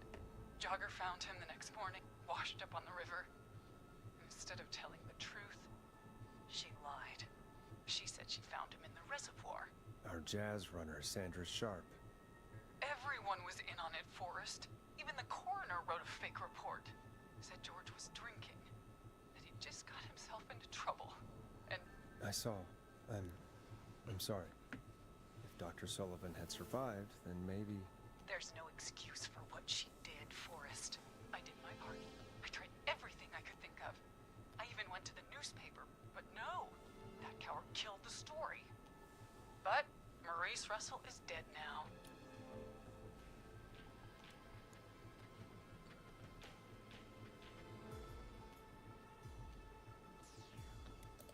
When will the killing end, Marie? End? When does it end? You can't kill the world. This has to stop sometime. It has to. It never should have started. He shouldn't have pushed my George off a cliff. He should have been punished. But he's coming to a stop. At least for now. Here, where George and I first met, before he joined the football team, was right after he shot the winning throw. Wait a sec. You're at the football field. Jesus Christ! Forrest, you idiot! We're in the gym at Gallows Creek High! I told you not to do that. Wait! We don't know who this is. He's dead too now, isn't he? He is. Oh, Jim. Yeah. Anyway, I think that about wraps up the interview with Teddy. Yeah. So, Marie? Where? Oh my god. Peggy! Teddy! Peggy. Well, that's not Peggy. We thought that was Peggy. Your face. I worried you wouldn't come. And here I was, thinking you'd forgot me. I'd never forget my own sister. Sister? Peggy, what? Oh, we what's read that in happened? the Why card are over you there. even there? Wanna explain, Peggy? Earlier, while you were speaking to Jason, I got a call. You remember? Uh-huh. It was from Dawn. She said that my sister Marie was there that night George died, and that I should come to the gym for a reunion. And when you walked in, you found out. That my sister is the Whistling Man. Good to see you too, Peggy. Why didn't you tell me any of that? She said that it was my last chance to see my sister. I knew if I told you, you'd try to stop me or come with me when we need you on the radio. And I just... You should have said something. You should have told me. I know, okay? I should have. But I didn't imagine this situation then, so just... What happened to you, Marie? You just disappeared one day. Disappeared? I was thrown out, Peggy. I begged Mom and Dad to do something about what happened that night, but did they care? No. Stay quiet. They only cared when they learned I'd been with George. And Marie, I'm so sorry. I never knew. It's not your fault. Really, it's Mom and Dad I should be seeing right now. But since they're dead and gone, well, I'll have to settle for the next best thing. Next best thing? Do you mean? Someone has to pay for what they did. Marie, please. Mom and Dad are gone, Peggy. Besides, you forgot me. Just like the rest. You forgot. Marie, Peggy never forgot about you. Keep your mouth shut. She kept a card from you. She kept it here on her desk. What card? The card you made me for my 8th This birthday. one. See. What does it say then? Happy birthday, Peg. Now you're great and 8. Love, M. I never forgot you. Well, no one's gonna forget now. What? Peggy, no!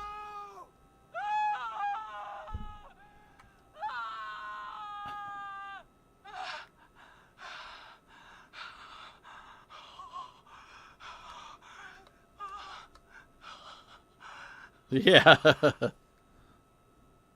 Henry, kill him. Henry? What now?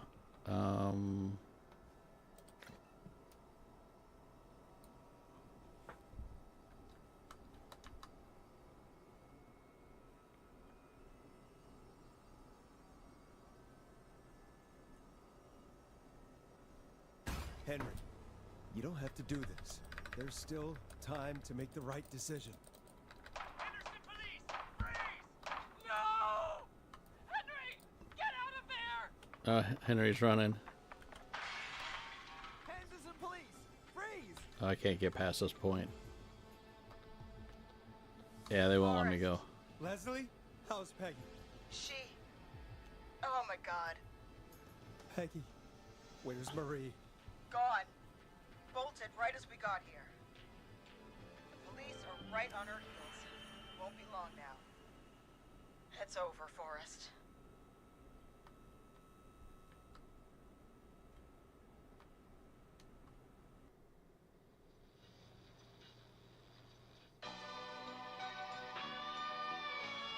Wow.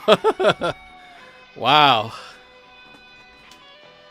There are other playthroughs where you get different stories.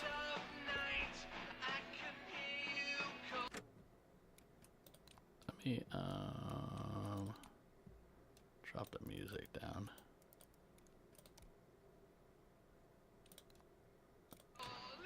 There we go. Yeah. But I think you could get different stories. What?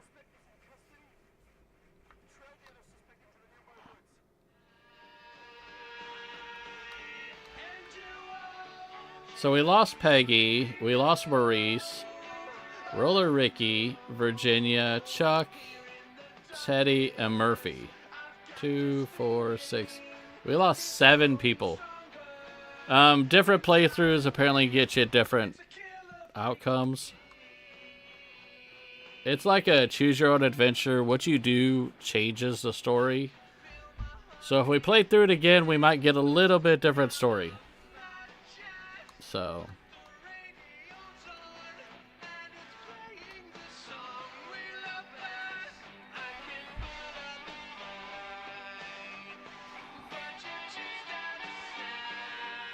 But wow, I knew it was a cool game. I liked it. I liked it a lot. Is this on Steam? Yes. Yes, it is. Yeah, it is. It's very engaging. I like it a lot. I'd actually like to play it on my own separately and see if I can't get some of the other stories myself. Or maybe record myself and upload the videos. So, I like rolling the credits when we beat a game. Gives the development team a little bit of nod. Because they did really good. You might stream this. It's really good.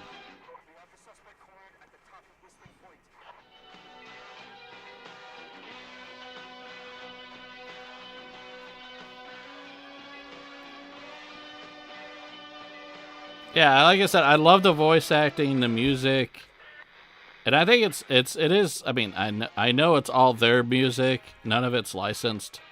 You're good to go. He's gonna chuck himself off the top.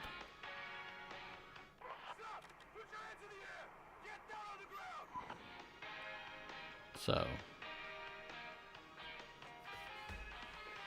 Yeah, we had another 44 people that came out and watched at least a couple minutes of it. Here's the voice acting. These are all the voice actors.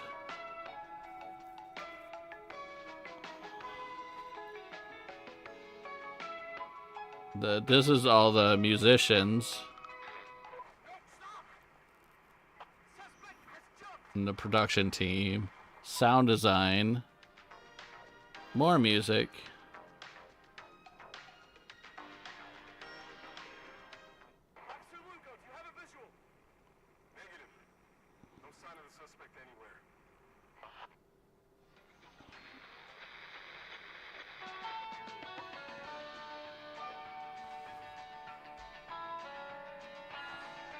Am I able to go outside? Oh, I didn't mean to move forward. Well, there you go. That's it right there.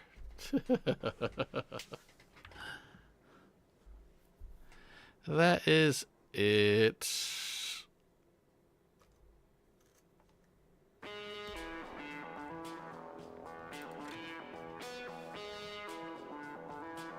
Thanks for the lovely stream. It was cool. Yeah, I figured it'd be something different.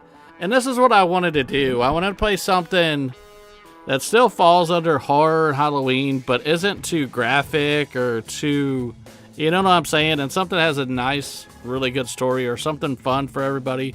Something engaging. You know, so that's why I wanted to do this. I watched, like I said, about 15, 20 minutes of this last year near the beginning. And I was like, this looks like a really cool game. It was actually, I think, Gab Smulders that played it. And I think it was her. And I was like, this looks pretty cool. And so I thought, well, I got to buy it next Halloween so that I could play it with my stream, with my chat. But thank you, everybody that came in. I don't know if I could scroll back and get everybody. We had a lot of people chatting. But thank you for being here, Girly Gamer, Guffy, Ryman Nora. I know Ryan was in here earlier. Benny, thank you for being here. Tigerfish, Lordfish, thank you for coming in. Shadow Ripper, thank you for coming in. Sigma, thank you for being in here. Tim Hooper, which I know you're not here. You're over at Mr. Pond's stream, but thank you for being here anyhow. Chance, same situation. X Gamer X, thank you for being in. Granny Does Games, thank you for stopping in today. Who else? Classy, thank you for being in here. Did I forget anybody? I think that's it. If I forgot you or overlooked you, I do apologize. Yeah. Schedule-wise, we are going to be doing another awesome game tomorrow, Halloween-related, over on Twitch. We're doing Graveyard Keeper at noon, and that's on Twitch. And on, oh yeah, AJ, Ryan, yeah. And then 6 p.m. Central, we're doing Yard Sale Simulator. They did a Halloween update. We're going to be streaming that. On Tuesday, oh my gosh, I don't have the schedule out yet, but we're doing Palea's update. They have tons of new stuff. They got trading and stuff like that. So we got that on Tuesday. We're doing Ale and Tale with Shadow Ripper and Magic Girl on Tuesday and Thursday for sure. We've got Fun Friday coming up on Friday night. No idea what game we're going to play with everybody. We got so much stuff going on. We got Rumble Club on Sundays. And then I'm going to throw in some other horror-related type Halloween, fall games this week. There might even be a time that Guffy and I play Phasmophobia before Halloween. That's actually in the works. But keep an eye out for all that. I'm going to go ahead and I'm going to head out of here. And we're going to see if we can't head off somewhere else, somewhere to send y'all. And you guys keep on having fun. And I'm going to say thank y'all for being here. I love y'all, and bye-bye. Let me send you to... It needs to be before... It will be before Halloween, Guff. Let's go to Mr. Ponce himself. He is currently streaming his Rise of Gun. Really awesome game. So, there we go. Everybody go say hi to Mr. Ponce.